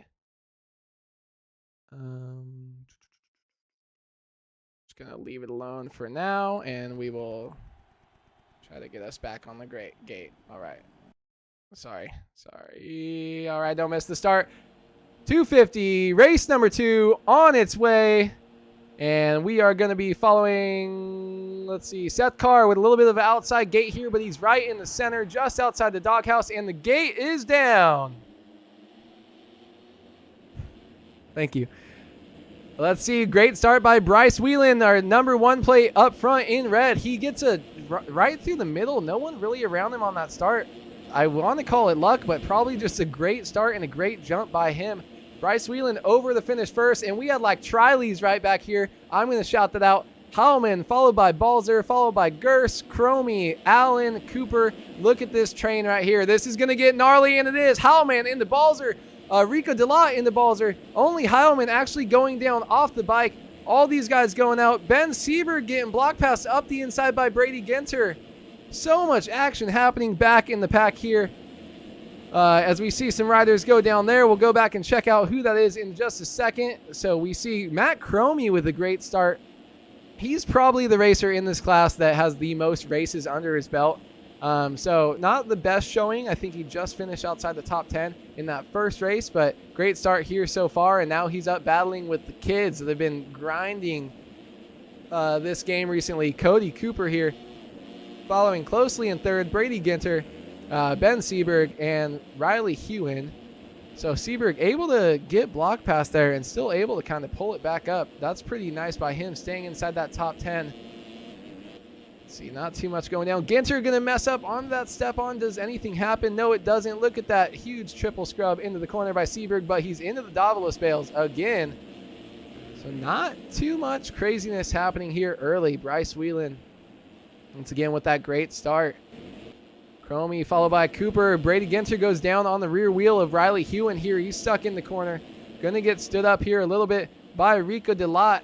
But he's back on his way into this race. Seth Carr followed by Seth Crotty, who both of these guys, Seth Crotty had a great first main. A couple mistakes near the end. But a good start so far to the night by Crotty. So these guys all kind of mixing it up, and we're going to have to see. That's kind of the whole best part about the Triple Crowns here with the 250s, but they're also the hardest to calculate the points for, is the fact that these guys are, some of them, so inconsistent, so new to the class. They're all over the place, and some guys are going 110 and some guys are going 10-1. So that's just, you know, when there's a bunch of mix-ups in between that, trying to find out who's going through is a little bit difficult, but we're going to do our best here tonight with that. So not much happening here up front, though. Bryce Whelan, such a great start. This is kind of what we expected from him coming into this race here tonight. He's won the last 2 races, but that first race, he kind of showed some cracks in his armor. So if he can get out to 2 more good starts and do this, he might be able to come away with the overall. So it's really up to the other guys. It's kind of, to me right now, it feels like it's Bryce Whelan versus the rest of the field. One of these guys needs to step up. This is the 3rd round of their East Coast Championship. And it's got to, I was hoping it would be one of the guys that's a little bit closer in the championship. You got Ethan Gerst up there. You got one of the Seths. I'm sorry, there's like 3 of them in this class, but they're all so close in this class. But one of them needs to take the step and start to be the guy that's throwing down. Cody Cooper has had a great run here tonight. I'm going to try and double check in between races and pull some points up too, so I can help a little bit better. I'm a little bit overloaded at the moment. But Cody Cooper having great rides so far here tonight in these first 2 races. But look how spread out this 250 class is. We're showing Riley Hewen, who's in 4th place. He's 9 seconds back of our leader. So 9 seconds between those 4 riders. Then you got 15 seconds back to Rika Delot, back in 5th. And then nothing really, Brady Ginter in 6th. So this is our first battle, Seth Crotty versus Seth Carr. They're still going at it with a little bit of dualies. And they're just dicing away here. But other than that, this race is super, super spread out so far. But I'm sure it's going to end up getting crazy just like the first race did by the end. See, working our way back up in the field. I'm going to give you guys a little lap time check. So as we go back through the field, even though it is spread out, maybe we can check and see who's going to be on their way, pulling up a little bit. So Bryce Whelan, as he stacks this rhythm section, little commentator's curse, the second I get on him, he starts going dinking rhythm section. So 53.4. Sick. Let's see. Matt Cromie with a 52.3 is his best. Cody Cooper 52.2. Riley Hewen 52.3. Delot 52.1 drops it on that lap. He's throwing down. Ginter with a 53.6. So his pace is a little bit off, but great start and consistency can keep you right up there as we see him in the 53s, just kind of chilling back in 6th behind this lead pack. Seth Crotty with the heater of the race so far, 52.0 and a 52.525. Last lap. Oh, and we're going to get a front row seat to Brady Ginter going down. Sorry, I forgot the name. Seth Crotty's going to catch up on him a little bit, but he's going to go past, and he's going to move into 6th. So just like we said, slow and steady gets 6th for Ginter. He's going to wad it up in the whoops, and balls are throwing down hot laps. Colin Allen as well, but those guys down in the 51s, and Bryce Whelan is one of the only other guys up there. So he is just out front, dropping heaters and cruising away. And now we see Cody Cooper hot on the heels of Matthew Cromie here as we come into the 6-minute mark of the race. 4 minutes left. And yeah, it is going to be, I'm sure this is going to boil down to be an insane ending just like our last races have. So really excited to see what we have happen here so far in the rest of this race. I'm going to take 1 second.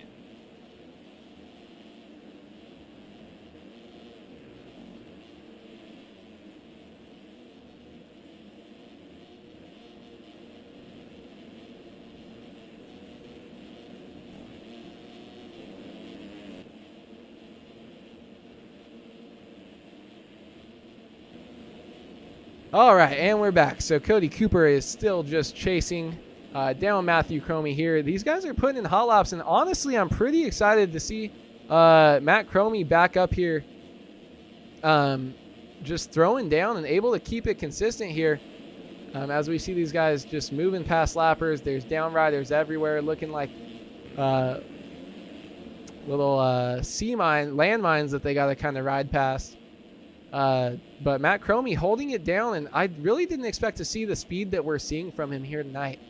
But Matt Cromie able to just keep it nice and smooth and steady, and he's running the pace clearly because these guys are doing it. Look at that wheelie over, triple quad line.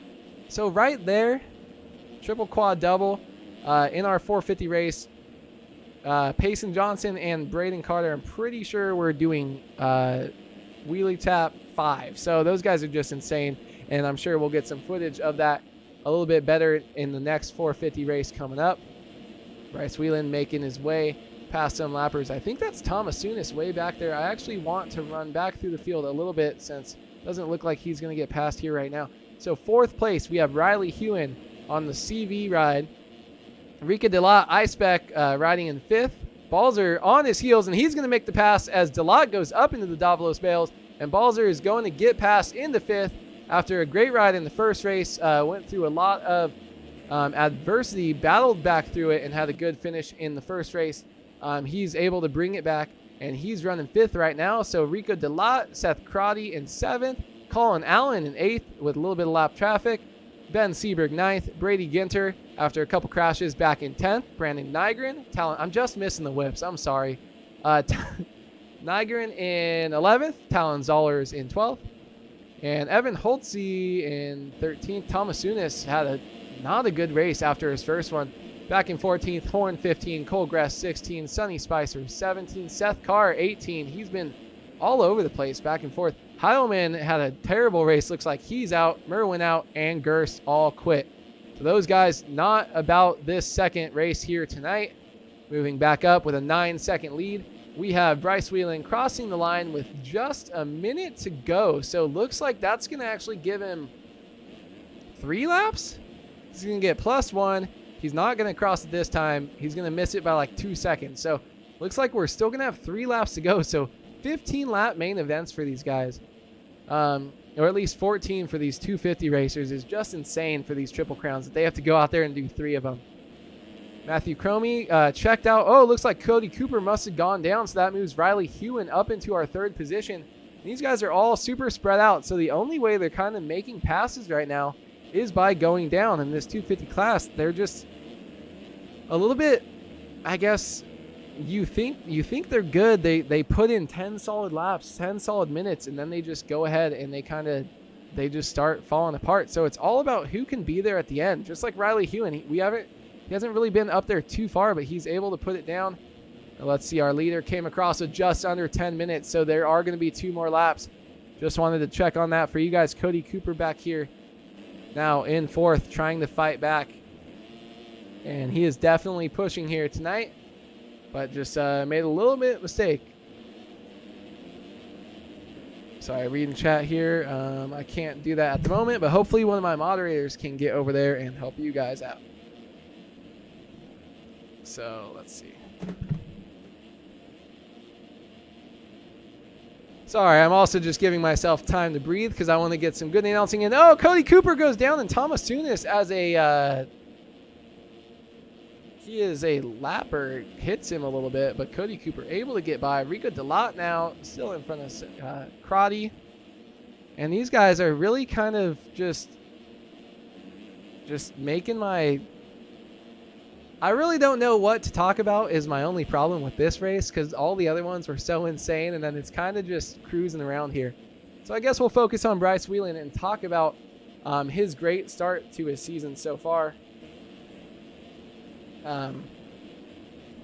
But yeah, I mean, it's insane what he can do. So he had some bad qualifying in the first race here so far, or in the first race this season. His heat race wasn't amazing, and then he just went out and just dominated in the main event.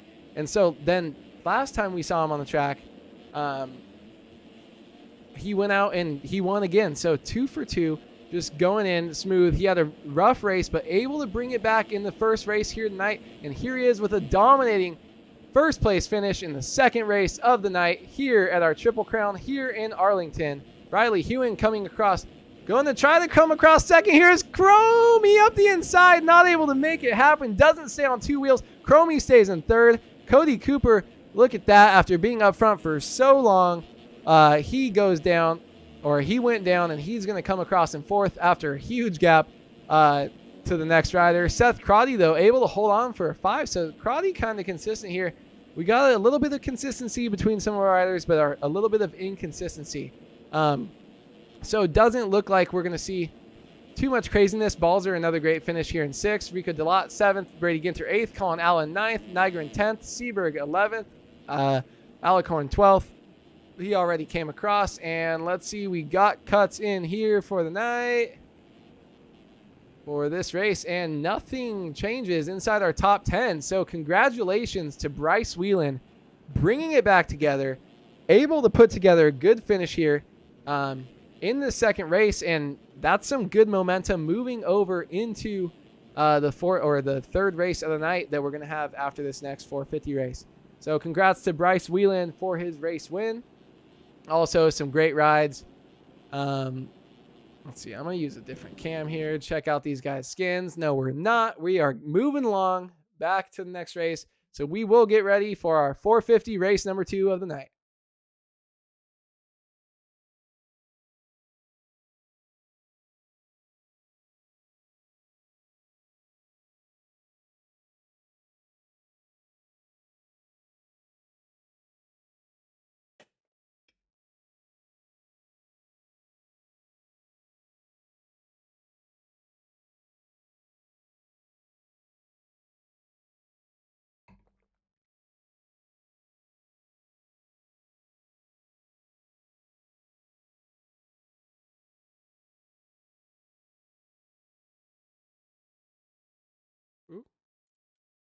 Ooh.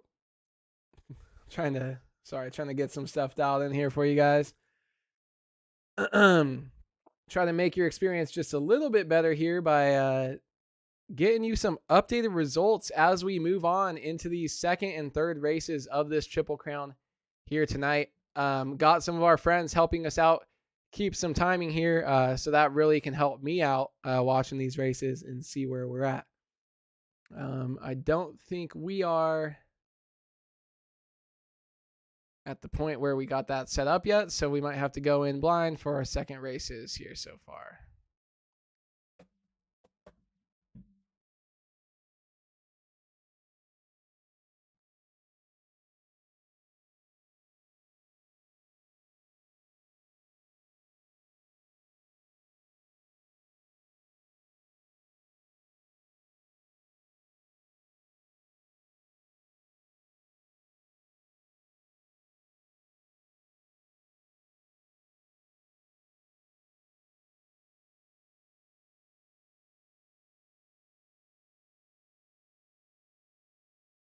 Trying to get back in the server here for you guys. All right.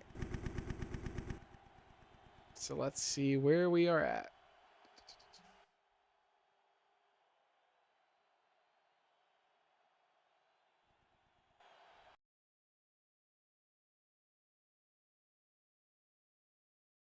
So our first 450 race tonight was crazy. We had guys going all over the place. Just so much consistency, inconsistency, all these guys. And here we are giving us a good shot. We got Colby Eaglin.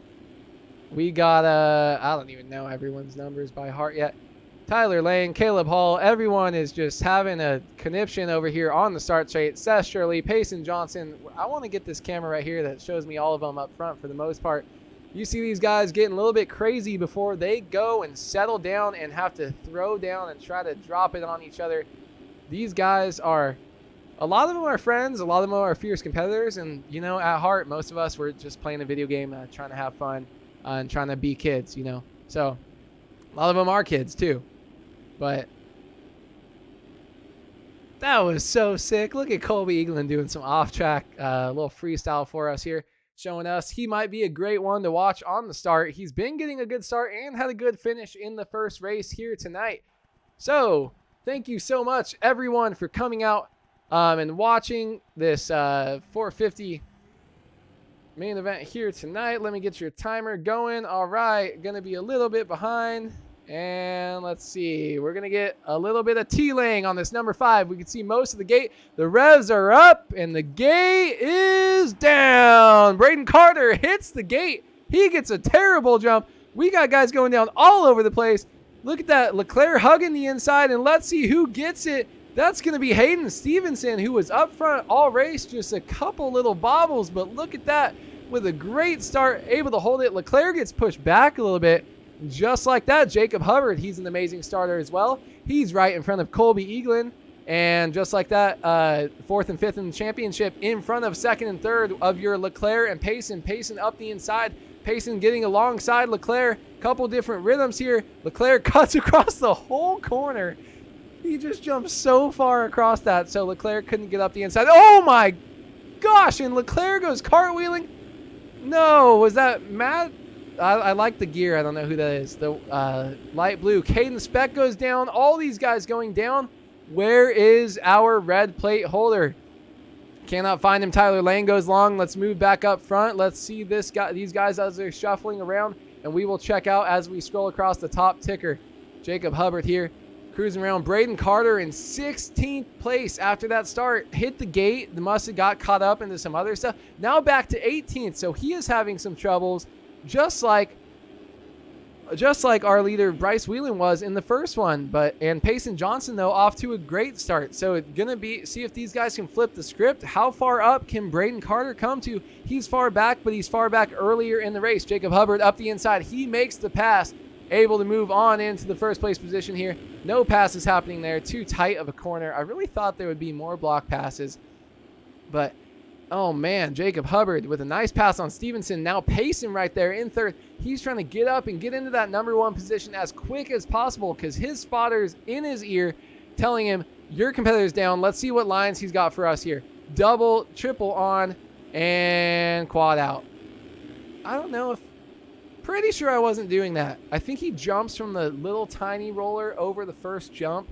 I'm going to have to take a look at that again. I tried to figure out all the alternate lines these guys could do, but lo and behold, they're way too good. Payson Johnson just brings out stuff that even I couldn't think of.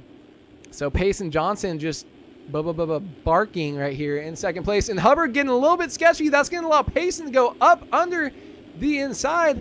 And he makes the pass. Payson Johnson now into the lead after having a terrible first race. He was just all over the place in that first race. And man, it's just, he got stuck. I don't know. We had conflicting reports, but he is definitely pulling it together, getting himself up to a top 5 start, making some moves, and getting past these guys. Look at these rhythms that he's hitting. He's just so fast, hitting the big lines and just greasing them, trying to separate himself from the rest of the field. Hubbard doing his best to play spoiler here, riding around in second place. And Eagland as well. These guys, you know, I thought to count them out for winning the championship when I looked at the points and the gap from Carter to Payson to Leclerc, and they were all really close, and it seemed like a big step back to Colby Eagland as Colby Eagland goes down, but he's able to stay on 2 wheels, and he's not going to lose a spot here to Caden Speck. But so Eagland and Hubbard here, they were like a little bit further back, but just chilling in 4th and 5th in points, and I really thought they were kind of lost. But if they can start putting in some performances like they are here tonight, consistently running up in podium positions and the top 5, I think they can start playing spoiler and dropping some of those guys back and making this a lot closer title fight throughout the top 5. So going to be interesting to see as we see this season go on. Look at Payson jumping over that, doing his little wheelie scrub line, triple singling out. He is just shredding. Jacob Hubbard in second, Colby Eagland in third, Caden Speck in fourth. Great ride by Speck. He had a better start, but he worked his way through a lot of people to get here. So great ride by him so far in the second 450 race of the night.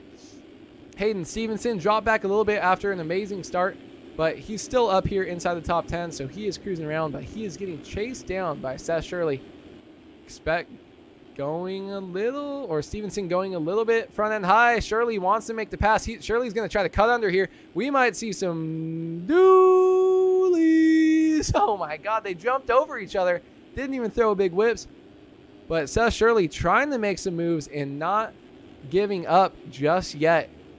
Want to keep running back down the order, but he looks like he's hot on his heels, and he might be faster. He just needs to find a spot to make the move. Gonna dive up the inside here, not gonna happen, and might just have to follow along for a little bit here. No one's really missing anything. All right, let's go back really quick. I forgot what position we were in. So Seth Shirley in 6th, Luke Sullivan following in 7th, a little bit of a gap. Braden Tharp in 8th, Janice in 9th as he goes down. Janice no more in 9th. That is going to be T. Lang in 9th. Caleb Hall in 10th, Castellaneta in 11th, Devin Davis in 12th, Matherly 13th, off the track in the whoops, Janice 14th, Buddy Parker 15th, Braden Carter still in 16th. I'll double check timing and scoring, but not a great start to this race for Braden. had that issue early. Hit the gate by himself. Oh my God, and he goes down by pushing the front end. That hardly ever happens. So did Body Parker. They both, I mean, Body missed the rut, so he hit that, but Braden just tried to hug onto the inside, and he pushed the front and just slammed his shoulder. Lucky he didn't break a collarbone there. It's probably what would have happened in real life doing that with that kind of speed, but that's going to drop him even further back. So honestly, this is kind of flip-flop, and I wouldn't be surprised. Let's see where Leclerc is. Leclerc is probably the favorite for the overall. Maybe Hubbard. Where's Leclerc even at? Leclerc is even... Okay, hold on. I don't know what Leclerc's been doing. So Braden is now down again. Now 18th, 19th. Okay, so in Leclerc, I don't know how he got back here. These guys are pushing their front everywhere. They're just pushing so hard. So Braden Carter up to 18th place. Janice 17th. Parks 16th. They're battling 15th. And Leclerc all the way back in 14th. But look at that hot lap, 50.2. So this must have been an eventful lap. This just happened this lap. We're going to have to see what they come across the line with, because there's been so much action this last lap. No, 51.3. So has Leclerc been... I'm sorry, I must have missed. If Leclerc's been back there the whole time, then this overall has gotten shaken up. There's Braden Carter all out of it. Oh my, he just pushed his front and then fell off again. Carter is falling apart at the seams. This race is almost not anyone's race. It looked like it's Jacob Hubbard's or Colby Eaglin's. I think these guys are going to be battling for the overall once we get into it, where we start getting some points updating and check out what we got. So Jacob Hubbard following, these guys are sliding everywhere. They're pushing to the limit as much as they can. Colby Eaglin, a distant second, but anything can happen with how much these guys are having problems on this track. A very basic racetrack. Didn't think it was going to be very difficult. Didn't think it was going to be very packed with passing. But looks like the riders, the track is their own worst enemy. They are just taking themselves out. Caden Speck with an amazing ride here so far. I really want to highlight this. We're 8 minutes into the race. We got 4 minutes plus a lap to go. Caden Speck with a great ride so far here in 450 race number 2 as he comes across the line in third. He's really just got to hold it down, but Payson Johnson, who has been back and forth, he's got insane lap times. Let's see what he's got. A 49.9. Compared to the guys around him, they're running 51s. So Payson Johnson, he needs to just put together a couple hot laps, get up there, and take advantage to the mistakes that Braden Carter and Alexis Leclerc have been making and all the trouble that they've gotten into. And then this could be, honestly, he'd come out on top in points if he has a great third race. So really going to be interesting storyline now. I thought it was going to be who was going to be for the win. I don't know if any of these guys are going to be it. I think Eaglin, who won our first Triple Crown at A2 this season, is going to be the one who's going to take it home. Or Hubbard is going to be battling with him. And these guys might be battling for 4th, 5th, 6th in points tonight. So really interesting to see what they can do. Payson definitely capitalizing with this 4th place ride so far. Shirley playing spoiler back there. Once again, out of the 250 West class. Having great rides here in the 450 class when he shows up.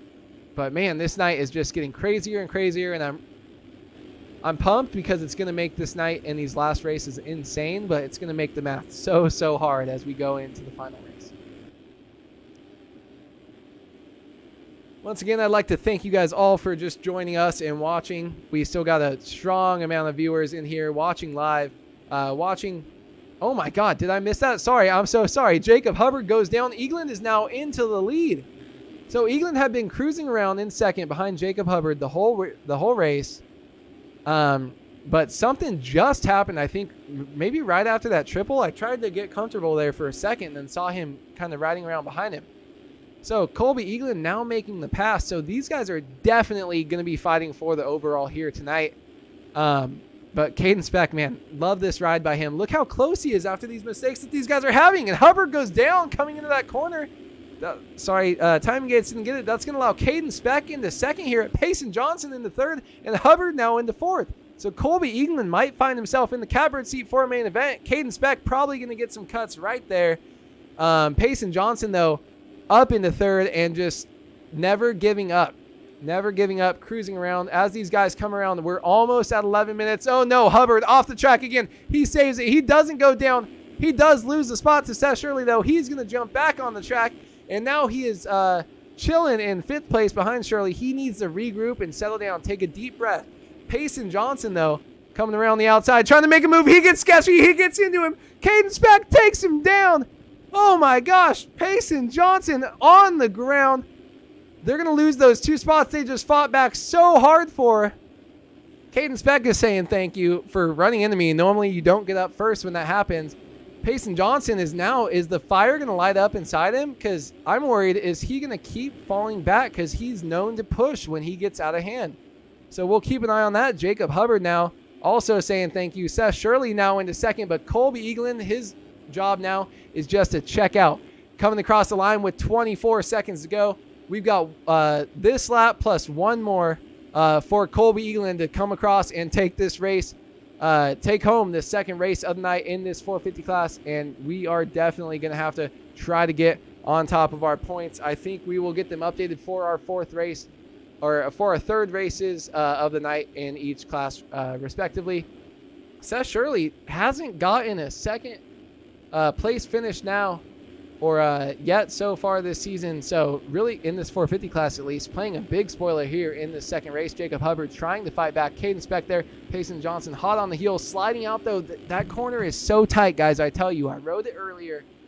It is so freaking tight, and there's no berm, and then you get the erode, so you're just going to push your front. These guys need to be swinging out wide, but they're not because they don't want to give up the time. So everyone's seeing that a lot, front end pushing or sliding around. So I do want to go back while we're on the last lap, check out our other championship battles, as Castellaneta is almost going to get past there. Let's see. So Alexis Leclerc has fought back all the way up to 10th place. Braden Carter all the way to 12th. So these guys have settled in. Man, it's just crazy. So these guys are still making the moves. Gonna help their finishes a little bit, but they still missed. They're still missing out on a bunch of points here as they've had a rough ride. Let's go back up to the front. Colby Eaglin, look at this lead. Those other guys just started their last lap. Colby Eaglin is way out front here in front of Seth Shirley. Coming down the last rhythm section. One more double to go. Comes through the last corner. And Colby Eaglin is your race 2 winner for the 450 Triple Crown here in Arlington. Seth Shirley with a great ride coming around in second. Caden Speck in third. Payson Johnson with a close fourth. Jacob Hubbard in fifth. And with all the carnage, I really want to check on cuts. Let's see where these guys are at. Braden Castellaneta in 6th. He's coming across the line. Hayden Stevenson in 7th. Tyler Lang in 8th. Man, these names, not that they're having great rides, but Caleb Hall in 9th. But, man, it's just crazy seeing Leclerc and Carter back so far. Leclerc takes down 10th, and Carter actually is going to get 11th here tonight. He makes the pass on Body Parker late. Tharp is down. He's going to lose that spot to Boutigny. So Boutigny loses 14th. Or Boutigny gets 14th. Devin Davis 15th. Braden Tharp 16th. Let's check cuts. And nothing is changing inside the top 10. Always outside. Braden Carter. No! Braden Carter goes from 11th place to 12th. So he loses that spot. He had 1.9 seconds of cuts. And that's the only one that's going to change, and it's championship implications. So he's going to end up 0.25 exactly behind our 11th place finisher, Body Parker. So, wow, what a great ride by these guys. I'm going to check on something right now for you guys, just trying to get our timing for the 3rd race set up. And we're moving on, actually, straight into the 250 race number 3.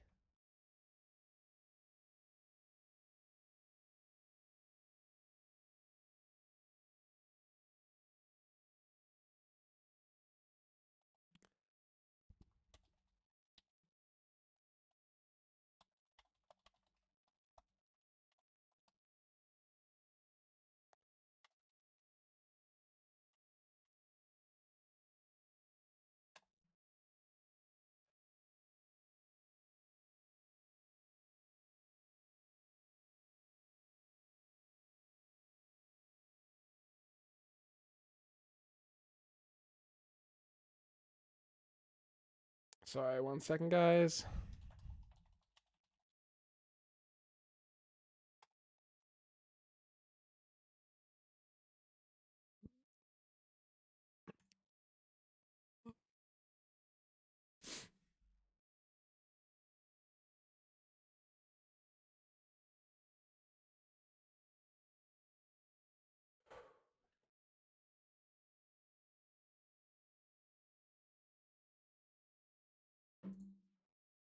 trying to get back in the game here really quick. Just having some issues loading back in. Takes a second when I've got these graphics so high for you. Here we go.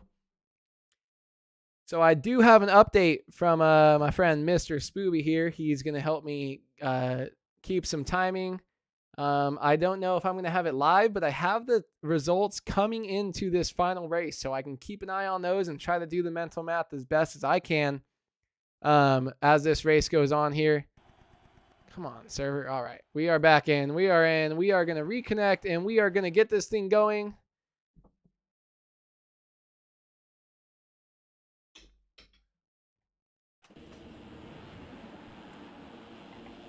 All right, got some water in me. Let's get this thing started.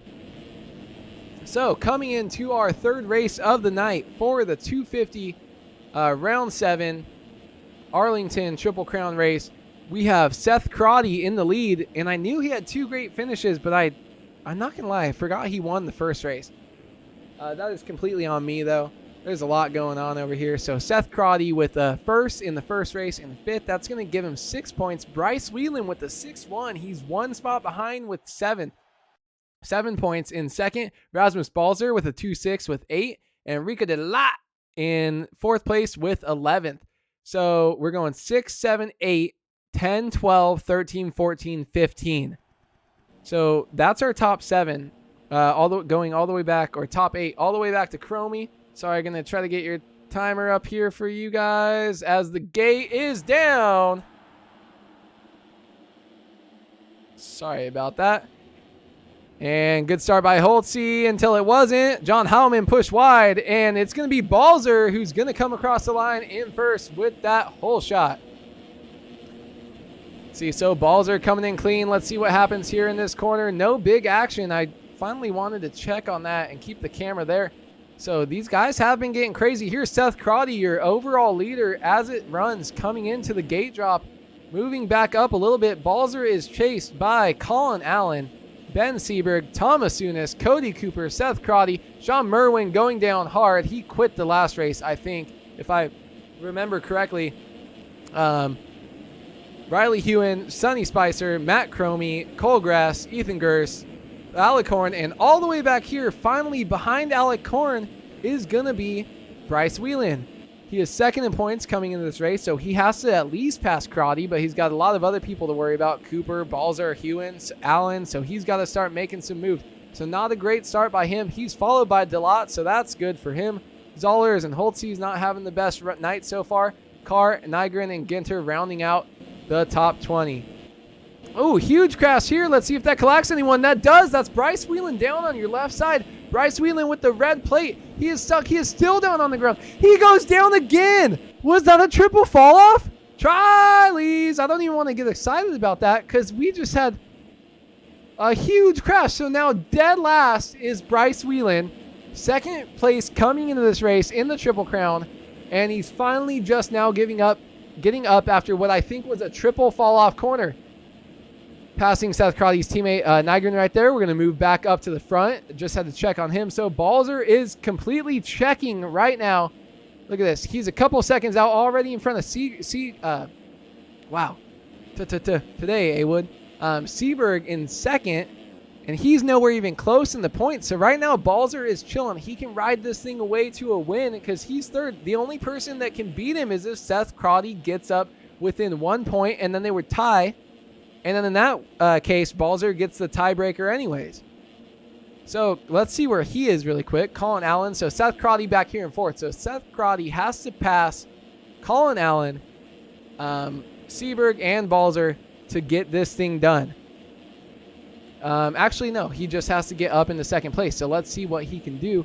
If Balzer wins, I'm pretty sure that we can get this tie. Yes, if my big brain is doing the math correctly.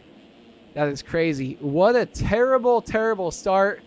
You know, it was probably me talking about perfect season in my head before the stream started. Like, you know what? Maybe it could happen. Maybe he goes 2 for 2. He can go 9 for 9. So if I was the Jinx Whelan, I'm sorry. I don't have favorites here, but, you know, when you come out and win the first 2 back-to-back and you kind of dominate some of those guys, yeah, it's just I was kind of rooting for him, you know. I'm also rooting for someone to step up though and kind of take this championship by storm. The thing is that like no one has really been close, so no one has spoken out to me like I'm gonna be the one to kind of come and try to challenge the championship leader. The West Coast seem to have a little bit more, not depth, because both of these classes have great depth and great battles, but maybe not so top heavy is the way that I would word it. Yeah, you know, guys, I'm never scared of a little self-deprecation. Not defecation. Only done that a couple times. It's been years. As we see, Seberg actually goes down into the Davalos bales. Oh, no. So Seberg goes down. Colin Allen is going to move up into second place position there. And does that let Crotty? Crotty doesn't look like he gained much time here on Seberg. They're kind of both in the same section here. Crotty's just kind of cruising around. Balzer might come away with this win. I know we're only 4 minutes in. We got 6 minutes plus a lap, but these races are still fairly short, even though they are a little bit longer, end up being around 14 laps for these 250 riders. So let's see, going back a little bit more, I'm going to check back because Whelan is up to 10th place now. So let's go ahead and look. So we got Balzer first. He is like a whole rhythm in front of Allen. Seberg is like 3 seconds back. Crotty's maybe 2 seconds back. Hewen is right there, tossing it. Chromie is right here, always tossing it. That's why I want to stay here. Spicer, Gress, Horn, and now Whelan. Whelan is all the way up into 10th place. He dropped a 52.2. He's got some passes right here. He's got 2 positions right in front of him he can make up. Look at that. He's hitting that triple over, triple double line. That's just insane, by the way. I tried to hit that. Can't do it. Oh, no. And Whelan goes down. Sorry, I got distracted by looking at something else, but Whelan throws a whip, not able to bring it back. He goes down, so he's instantly back to 12th place. So now he's got to keep fighting. He was running 51.5s. Everyone else in front of him, let's see, he's not going to make it past 52, 52, 52. Off the track, Alec Horn. Not down, though. 52, 53, 54, 52, 52, 52, 51. Finally, Allen and Balzer, our leader, goes down. Oh, no, he was our leader. Balzer went down. That allows Colin Allen to get back, who also is dropping a 51. So only a couple guys in this race dropping 51s here. And it's the leader. It's like the 3rd place guy who just went down. And it's your guy, Bryce Whelan, way back, who just had a big crash, though, over the finish line. Luckily, did not fall off the bike. Oh, man, the A-Wood curse is real tonight. And I'm the only one talking, so if I say your name, you're screwed. Like, I really feel bad for these guys trying to fight off a bunch of racers and then having to try to fight off that curse. Colin Allen stacking the over-under jump right here. It's really small, so their timing is actually insane. Oh, look at that good timing by Seberg, but he gets on the gas, turns over too far. He slides out. Balzer's on his butt. Wanted to use his last name there again, but he is just cruising here. Look at that wheelie over, triple in. Look at that, not getting the line. Balzer's going to go triple, quad, double, and he makes the pass back into the position. Balzer just wants to take this dub home. He really only has to contest with Whelan, who's not there. Delat's not there. So it's him versus Seth Crotty. And as long as he finishes 1 spot ahead of Seth Crotty, he's going to win.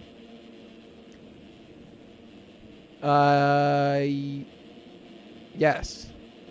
Because I think it goes off last race finish, which is good, but we'll see. If I'm wrong, I'm wrong. And that's my fault. I couldn't figure that out last Triple Crown anyway. So Balzer with a great ride here.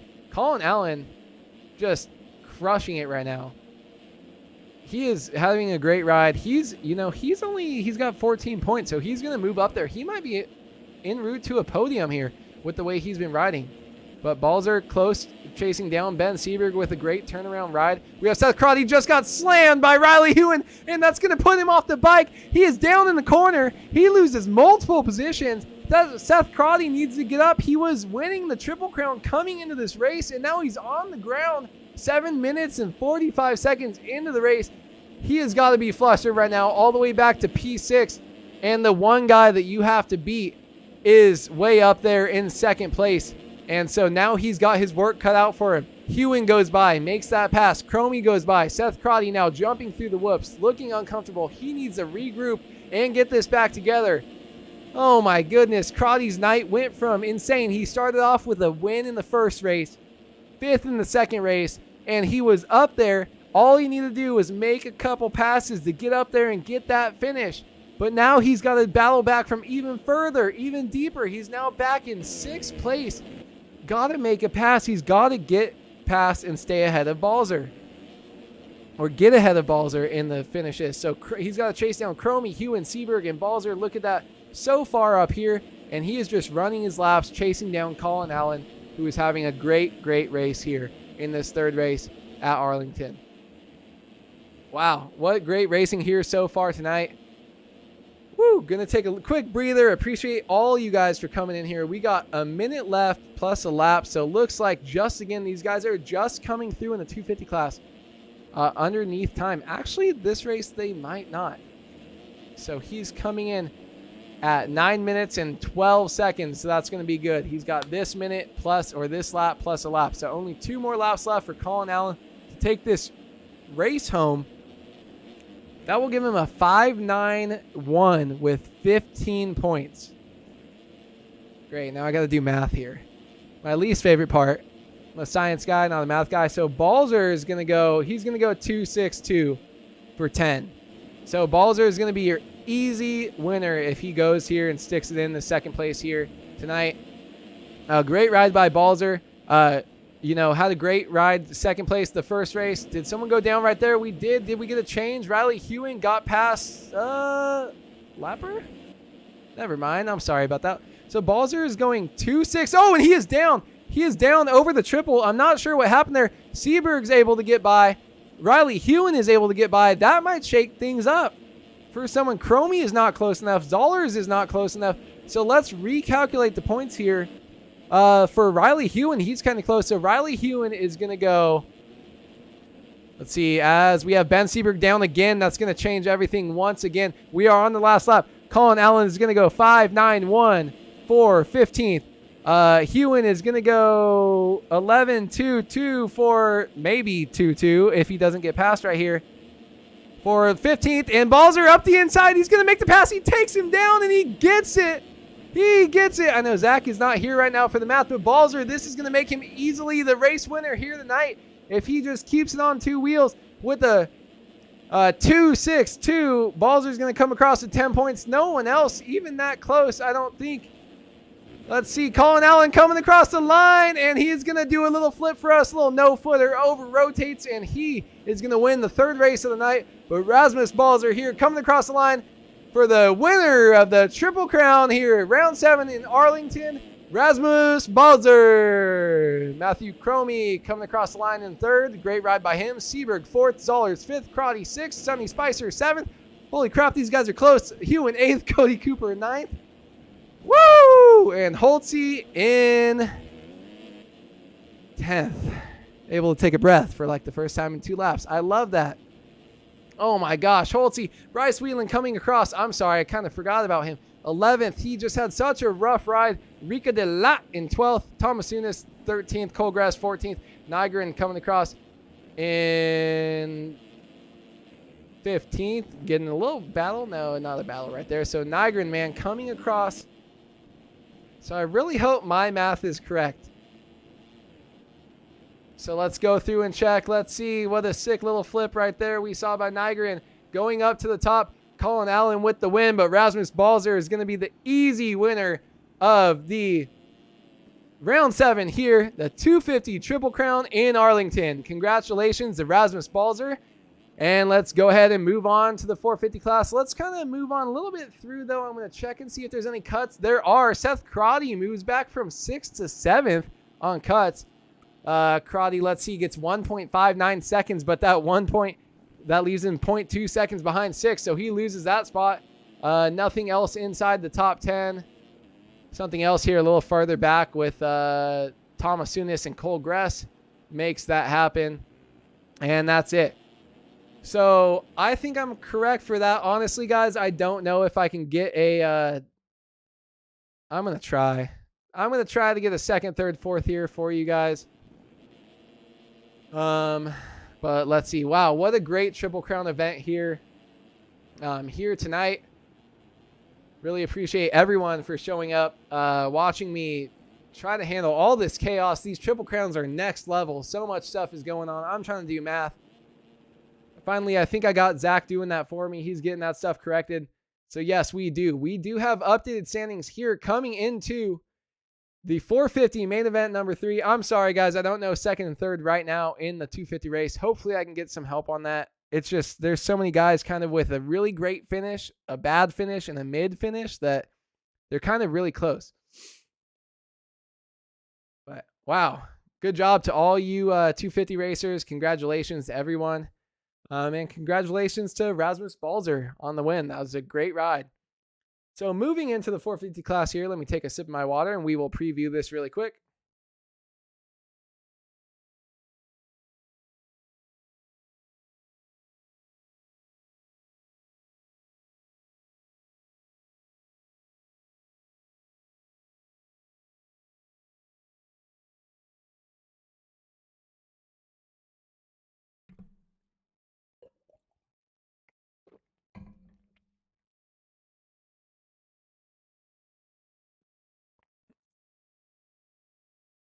All right.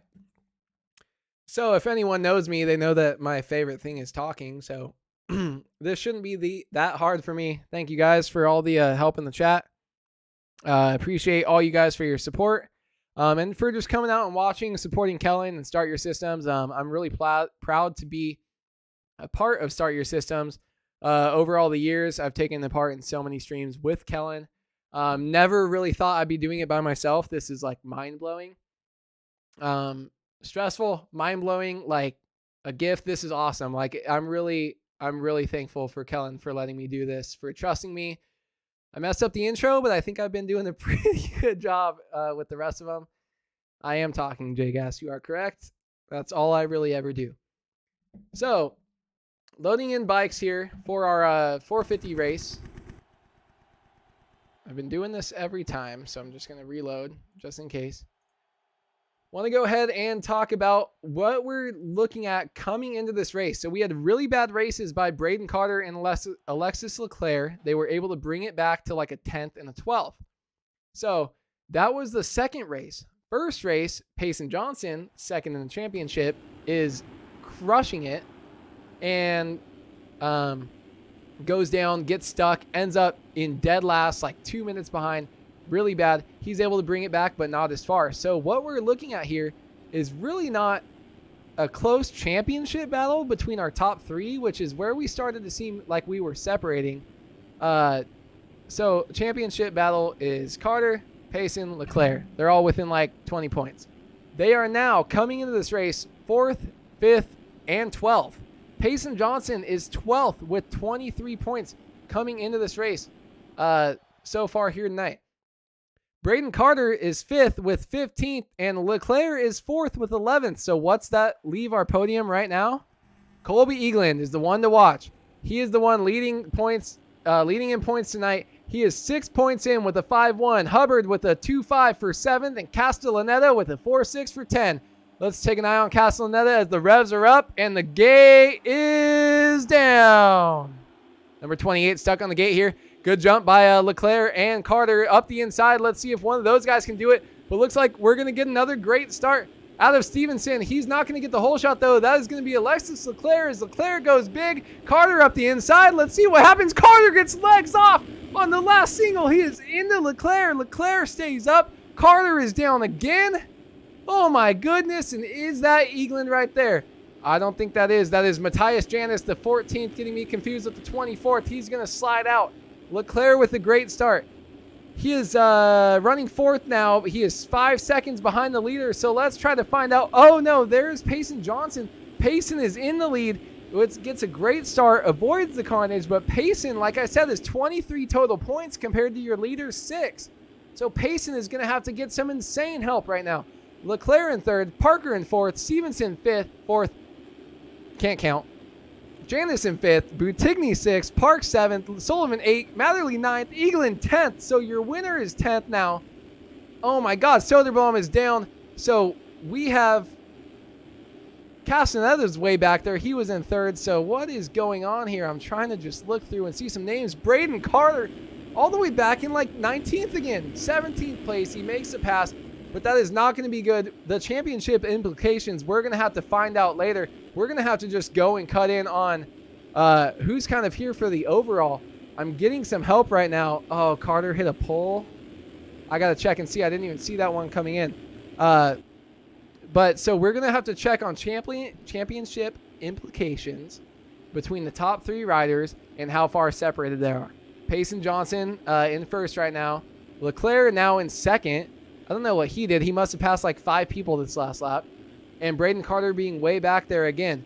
So those guys, they're going to be battling, but I don't really know if they're going to be on the top spot. I think we're going to have to be looking closer a little bit to seeing if Eaglin, Castaneda, or Hubbard can pull it off. But as I'm seeing right now with my live timing, looks like Colby, Eaglin, Leclerc might be winning this one by a couple points, because look how far back we have to go to find Eaglin. I mean, I guess Eaglin is up to 7th now. That's going to help his points because he is the closest one. So he actually might be close to a tie here with Leclerc. Janice is down. Janice is down at the end of the whoops, beginning of the whoop section. Looks like he might have been exiting the last section, got into it. So Tyler Lang is by. Okay, let's go back through this running order. Carter is in 8th. Castaneda in 7th. Hall in 6th. Eaglin 5th. Sullivan 4th. Matherly 3rd. Alexis Leclerc 2nd. And Payson in 1st. All right. We got it all figured out. Payson is winning. Not a surprise. He does that a lot. Leclerc in 2nd. These guys have a huge gap, so it's going to be all about where we're at. So, Cade Matherly right now, no way. Sullivan makes a pass to 3rd. Matherly in 4th, and Colby Eaglin 5th. So, Colby Eaglin, if he finishes 5th, I actually think my points are getting updated by... thank you, Zach and Spooby and Storms and everyone else for helping update points. I think if Eaglin stays in 5th right here where he's at, I think Eaglin is 2 points up on Leclerc. I think he was in 7th, he was tied, and Eaglin might be making this up. So going to be really interesting. That's going to be the one to keep your eye on. Braden Carter somehow has brought it up all the way back up into 6th place. Are you kidding me? After being down on the ground? What? What just happened? I'm sorry, guys. I missed it. Let's see. 50.9. Let's check out the rest of this lap. Oh, no. The curse. Oh, no. He gets the bump. That looked bad for a second. Let's go. Let's see what he's dropping here. All right. 51.0. Where are we dropping, boys? Braden Carter's dropping a 51.0 in 6th. Eaglin in 5th with a 51.8. So Carter faster by a lot. Matherly holding on. Honestly, this is insane. I've never seen Matherly with this speed. He's doing great right now. Sullivan 51.0, Payson 50.2. Let's watch this onboard. Following Leclerc with 50.7. Leclerc makes a mistake. Leclerc misses the triple. No, he doesn't. He goes up the inside. Let's see Payson Johnson onboard. He gets a step. Oh, Payson. God, it looks like he's going down, but he just saves everything. I don't understand. So Payson Johnson 50.7. Leclerc 50.7. Another lap of where they were just at. Sullivan chasing down. Eaglin there. Matherly. Carter still chasing, might have dropped some spots, but this is the battle I want to watch right now. Leclerc versus Payson, and Payson almost goes down, gets such a kick. He was just upside down in that rhythm section.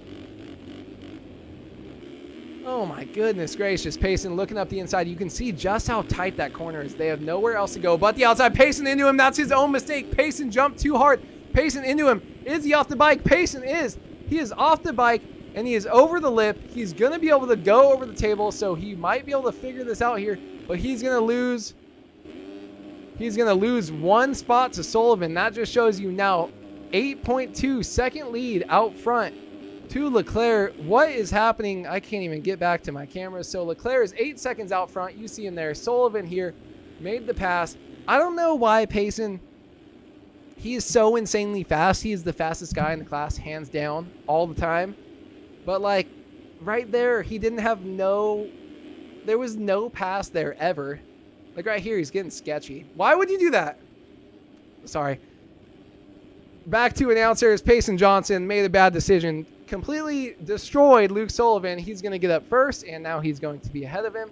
Let's reconvene. Cade Matherly now into 3rd. Eaglin into 2nd, and Leclerc still in 1st. So that means Eaglin is going to have an easy dub probably, because he's going to go 5-1, 2, 4, 8 points. Leclerc is going to go 1, 10, 1 if it finishes this way for 12. So Eaglin just needs to hold on to where he was at.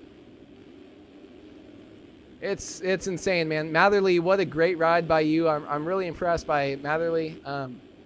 He's doing a great job, and he was able to kind of bring it together here through the first couple races. It's hard when you have some bad races and you're trying to get it back together, and then you go out and you get a good start and you need to like find the nerves to settle down and know you can just ride there and ride that pace and know that everyone else is going to go crazy around you. And that's what Matherly is doing right now. So really props to Matherly for a great ride here in third. Look how close he is to Eaglin. Like Eaglin is barking. 51.0, 51.1 last lap. Matherly with a 51.5 and a 52.0. So he's just staying smooth and steady. Consistency can get you up there, you know. So really proud of him. Had a rough start to the night here so far, but if he comes out and goes, let's see, 11, 17, 3, that would be a great race and a great finish and get him inside the top 10 finish. So that's why we like these triple crowns for when you have a bad race. Payson Johnson kind of dealing with the same thing. He is 19.44 right now. So he's going to be back there a little bit. Luke Sullivan trying to keep it together, doing that step over line, a little bit different line.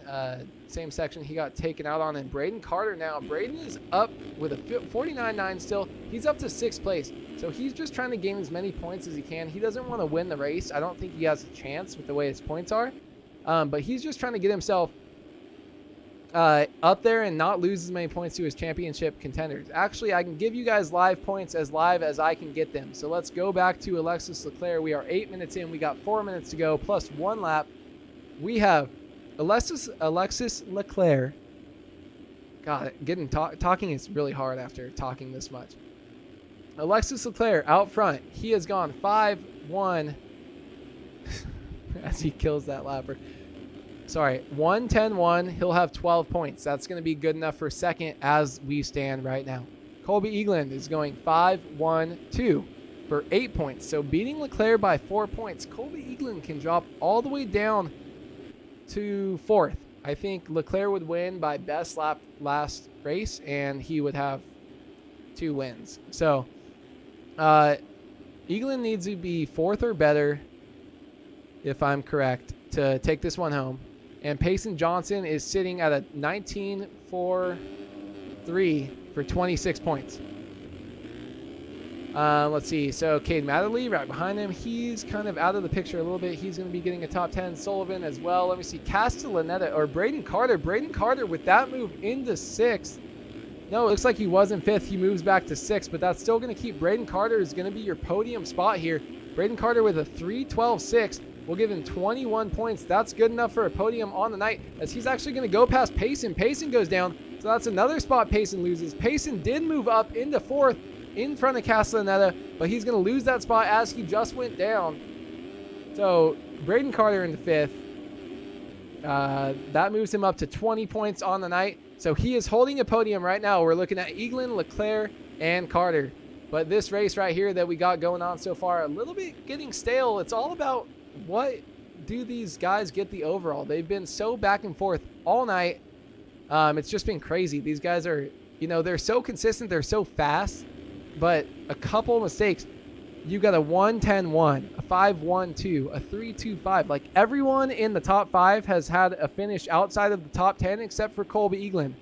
Payson almost got 20th the first moto. So Eaglin has a great ride. I want to give him props.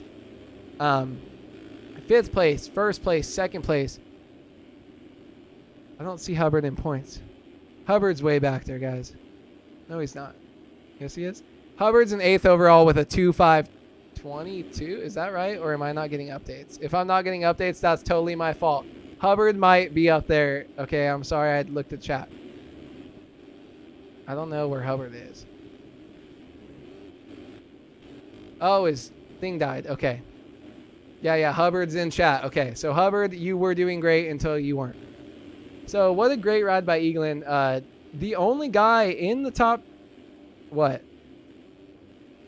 He's the only guy in the race. The only guy in the race to have all 3 of his races under 10th place, inside the top 10. That is insane. That is an insane stat for Eaglin to be doing that right now.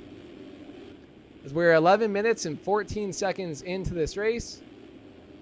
Alexis Leclerc still out front by a pretty big gap, 12.8 seconds. Colby Eaglin following second, and Braden Carter in third.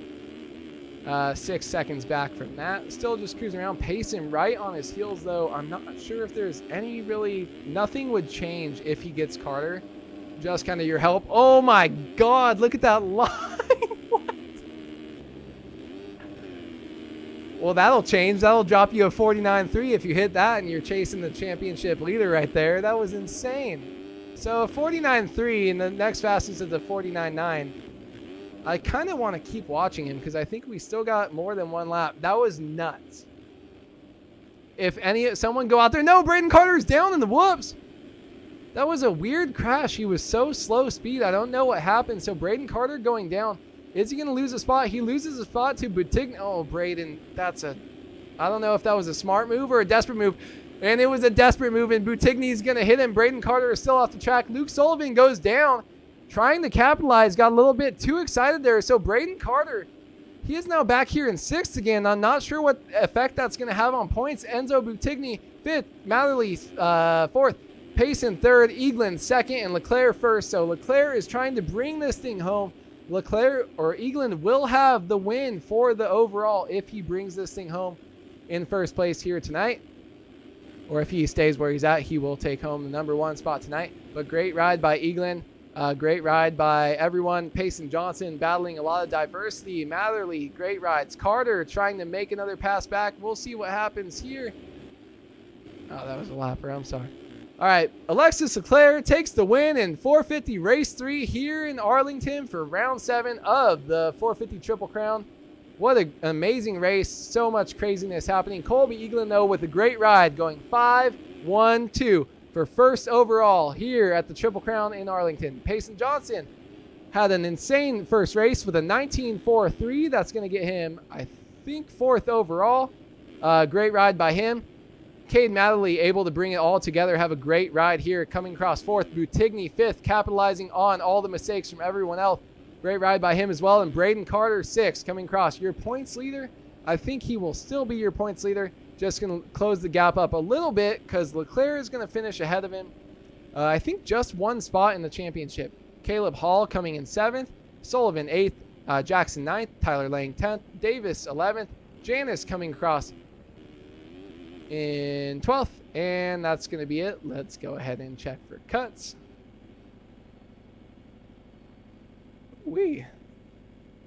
What a night, guys. What a night. So holds on for 1st, 2nd, 3rd. No changes inside our top 10. Oh, I'm going to have to have some tea after that. My voice is done. These races have been amazing. Thank you guys all so much for watching. Give me just 1 second. We'll go back in the booth here, and I can sign off for you guys.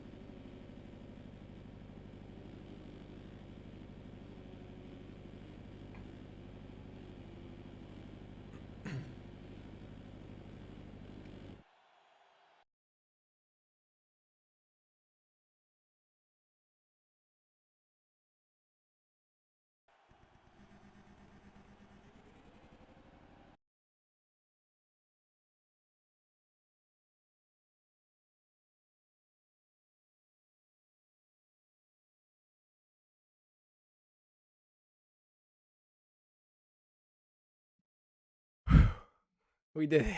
We did it. That was intense. Thank you guys so much for watching. Thank you guys for all the support. So many of you guys still watching. It was a whole new experience. I feel a lot better, and I really wish I unmuted my mic before the very beginning because I killed that intro. But man, what a great night of racing. Thank you guys so much for coming out. So many of you guys, around 400 plus, sticking with us all night long for these live streams. Just really meant a lot to me.